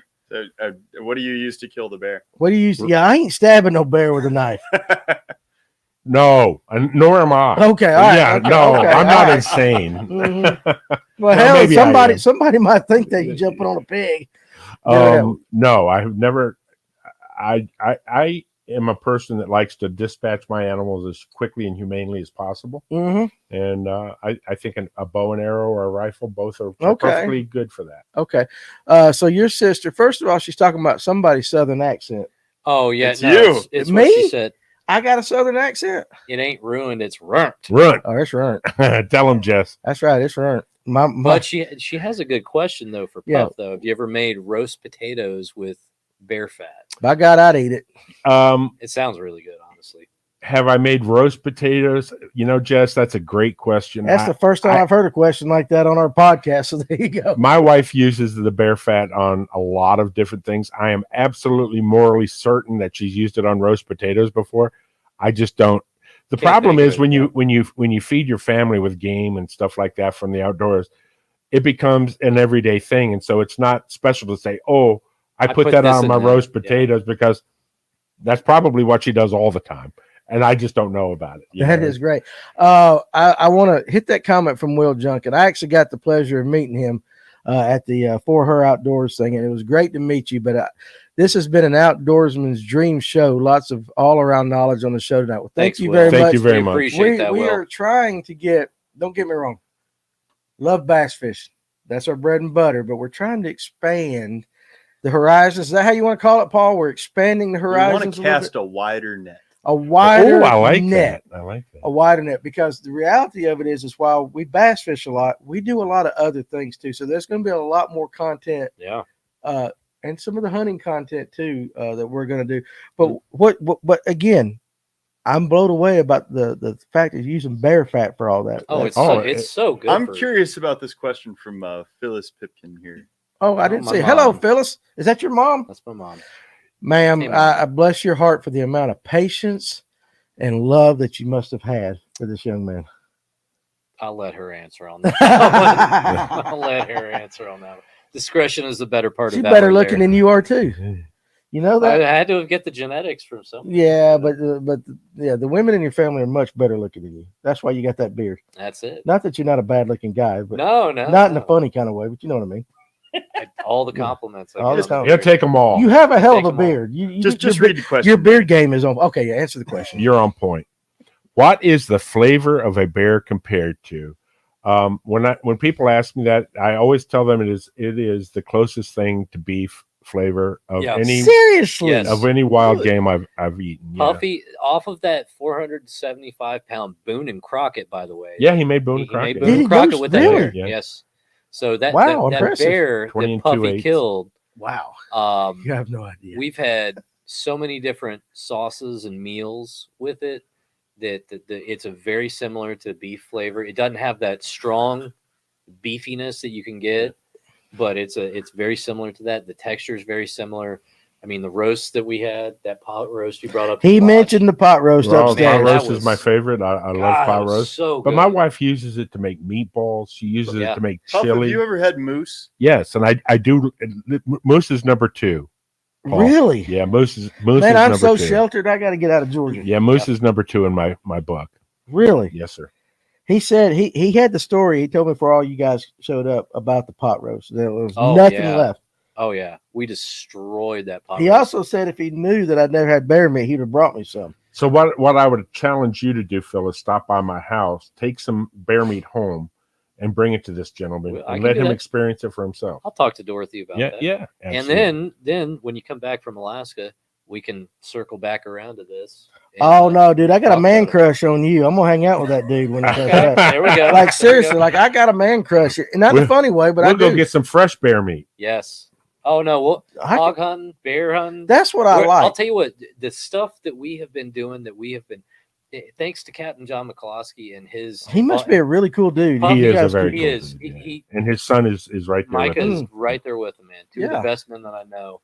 But he's got a lot of background in gunsmithing and in shooting, and the shooting that we have got to do. Just out. This is not including hunting. This is just shooting, learning how to shoot at range, and we're talking about not only us, the guides, but also taking kids. Like we've guided earlier this year. We've guided future cadets at both West Point and the Air Force Academy. Seriously. Their Oh, yeah. first times handling weapons and teaching them about that, and getting them to go from being able to hit 100 yards all the way out to 500 yards, walking them out.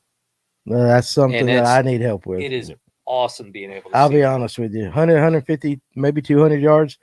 Anything over that, I'm not comfortable You know with. what? You're a product of Georgia, right? How often do you I get don't. to shoot 500? I don't. yards? Everywhere I hunt, is pretty much wooded.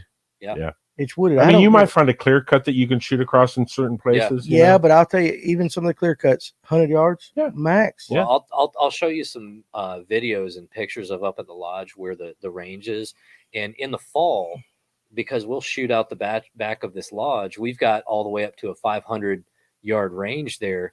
But excuse me, as the trees and whatnot grow in, it hides targets. So You have to. forgotten about the 1,560-yard range. Oh yeah, there is it's a 9/10 of a mile range. Oh, that you we can have up forget there. that. I could hit a bull in the ass. Oh no, hey, we've No, got I couldn't. guys No, up no, there no. that we shoot with and we train with that are absolutely able to walk in and teach you how to do that stuff. Yep. Seriously. Yes, sir. Absolutely. Yep. Mhm. Yeah, Yes, sir. I'll be on, but you're right. It I've is- never had to take that shot. Yep.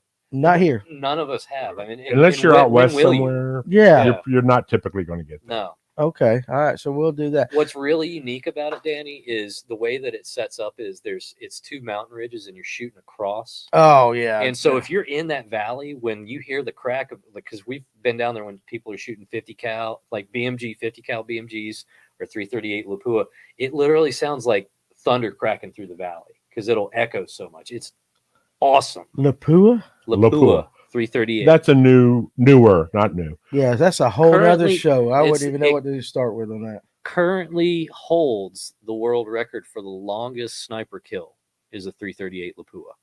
I do believe. It's a fine round, but you need But- you need to practice with that. you Yes. know, Yes. Yeah. So what he's saying is, I can't They're- start off with the 338. No, he's Lapua. saying No, he's got one those- that he likes better. I think take those, your 308 to start and then work Yes. your way up. I'm a 30-06 man. Perfect. Nothing wrong Okay, with that there you either. go. I can kill anything I want with a 30-06. Yes, sir, you can. My dad did for years. Yeah, Yeah. I don't know why people don't like that. It's the only difference really between that and the 308 is the length of the cartridge. Yeah. They like a 308 because it can be a short action rifle. Yeah, I just people Danny- talk about. Yes, sir. Danny, that 30-06, it's just like a spinnerbait. It's not cool anymore, and that's the only reason. Is that what it Amen. is? Amen, Paul. Is that Will Junkin It's- wants to know when we're gonna have like a bear, wild hog, and elk cookout here at the shop. So we need to have a. well, we got to go. Wow. We got to go kill an elk. And I can tell you when we do this stuff, I'm gonna make Josh go and film it. So Okay. we're going to film like that. We've been going about 2 hours now. That's generally the length of the show. I want it. Yeah, I realize you're going to Alaska, but I want to make sure I give both of you guys a chance to shout out when you're in the States. And I know you're here now, how they can get in touch with you for any of these guide trips or whatever it is you guys offer. What's the best way for somebody watching this show who has a man crush on you like I do now? You know, not that sort of way. No Brokeback Mountain here, but Somebody had made a comment about Broke Bear Mountain or yeah, something like there ain't that. no Brokeback Mountain here. No, not that. But you know, I mean, you know what? Can I just be honest? There's not a lot of manly men around here anymore.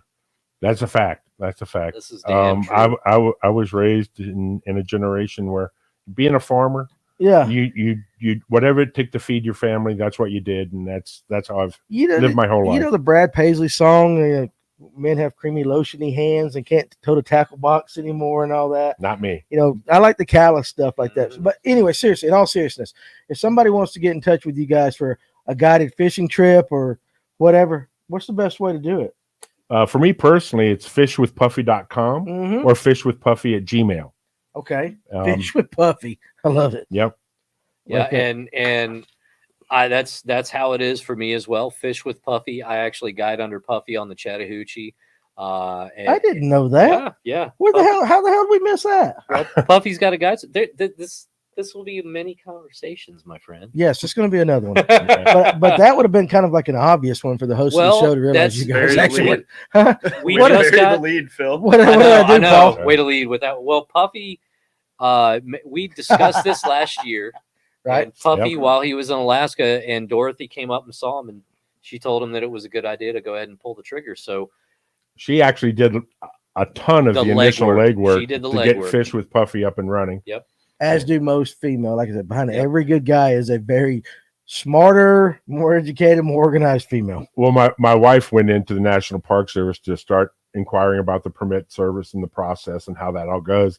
And she said, of course, my husband's in Alaska, so I'm here doing that. And he said, he made a comment to her. He goes, everybody's wife comes in here and gets all the legwork done. Absolutely. It's how it works. My wife can tell you I couldn't survive without her. So that is Amen. awesome. Amen. So did you same thing though? we Puffy. both have Instagrams. Yeah, we're both. I'm guiding under him. If you want to take some guided trips on the Chattahoochee while Puffy's up in Alaska, feel free to give us a contact. You can reach out to me, Phil Hutch, 1980 on Instagram. Was that when you was born? Yes, it was. Oh my God, I feel old. Well, man. I was made in the 70s, but I was born in the 80s. There you go. There you I was go. born in the end of March, so Made in the 70s, Yeah. born. I was made in the early 70s. But the 80s were fantastic. All you people that missed out on the 80s, You lost. you lost. You absolutely. Music was better. The girls were hotter. Everything was better in the 80s. Yes. I'm sorry. I don't care what anybody says. The big hair. I wish they'd bring the big puffy hair back. Like the do you remember that video Love Shack by the B-52s out of Yes. Georgia up in Athens? Yeah. They had their hair all Yeah, over. You see that but- today? but seriously, like, I mean, yeah, we destroyed the ozone layer single-handedly, but who cares? Yeah. I mean, it was a great I blamed time. it on the cows and the sheep, but yeah. That's fine, yeah. Yeah. But yeah, women in big hair. Oh yeah. Ooh, yeah. Oh, yeah. All right. But anyway, guys, listen, I'm going to tell you what. Yes. Number one, it's been a long time. Not that I don't enjoy doing this show. I enjoy it every single week, but I like having something different. Good. And this has been one of the more entertaining episodes that I've had. And it ain't like the comment section. A lot of great information, but just generally, you two guys are fun to hang out with. You know, it's our first time. It will not be our last. And I hope it's not our I last. promise you, though, no Brokeback Mountain, but still, I mean, you know, Broke Bear Mountain works. Broke Bear Mountain, maybe. I don't know what that entails. That means you got to go up on the mountain and shoot the bear. That's what it is. I can do that as long Okay. as, you know, we only hug one time afterwards. There you We're go. good. Yeah. We'll hug, we'll high five, we'll have a Make it a bourbon good and a one. cigar. We can just wave at each other if you're more comfortable with that. Oh no, I'm a hugger. Okay, good. That I'm a works. hugger. All right. That's where I draw the line. All right. But again, listen, I cannot wait for you to get back from Alaska to hear about it and then to hang out. And of course, Phil, you know, if you're not here, you're in the comment sections Oh, I know. every week. So I appreciate both of you guys coming here and spending some time with me. I absolutely had a ball. Well, We did too, and this thank you is- for having me. I This is appreciate always it. a blast, and we really love being able to show, Georgia's bass state. I can appreciate that. I've done plenty of bass fishing in my life. I love shoal bass fishing. Right. It's so fun. I've caught a big largemouth. I mean, but just there's something about cold water and trout that just gets me, and we love being able to share this with you guys and give you something different to think about. Amen. So, you know, like Danny said, if you guys are curious to learn about this stuff, reach out to us. We want to show you. We want to see if it's something that inspires you. And it's right in your backyard. Yeah. That's It's it. It's right right here. It is. It is all is right here. Right here. Excellent job. Well, Puff Daddy, and what we call you, boy? What we Oh, call no. you? I'll tell you what. I forgot about this. Some of my best friends out in Utah gave me this many moons ago. They call me Philly Ray. Philly Ray. So I'll give you that. For So, the all right. So, Puff Daddy and Philly Ray, I appreciate both of you. The maestro, Paul, back there for doing the Paul. great job. Paul, the man with the great, Pay attention to the Yes. man behind the curtain back there. great That's Paul. vocals there. He's definitely got the voice for all this. And all of you guys, say, listen, to be quite honest, the guests are great, but you guys make the show each and every week. Hey, if you're not a subscriber, make sure you hit that. Tell everybody about Fish North Georgia and what we're doing here. We're trying to build the community up, and we're going to have more shows like this where we venture out into stuff that we're not comfortable with or don't know a lot about. So I appreciate you guys coming in here and educating me a little bit. And Thanks, I hope Jeff. you guys, Thank you for having us. yeah, absolutely. Yeah, I hope you that's guys got cool. something out of this. And if nothing else, you know what to use bear fat for. So definitely we're going to do that. And when he gets back, we're going to see if we can get some of these hogs and some of these bear. And we need to go trout fishing. Yeah, we do need to that's do going to that. happen soon. We're going to do Danny. that. Don't We're you going to worry get all about that. But guys, hey, listen, without you guys, there's no Fish North Georgia. We love you. We appreciate your support. You guys have a fantastic weekend. If you're on the water, whether it's a river or, you know, out on the boat, be safe out there because we want to see you next week. Yes, sir. And we love you. You guys Take have a care, guys. fantastic Thank week. y'all. Be good. Thank Good night, you. everybody. All right. Good night, everybody.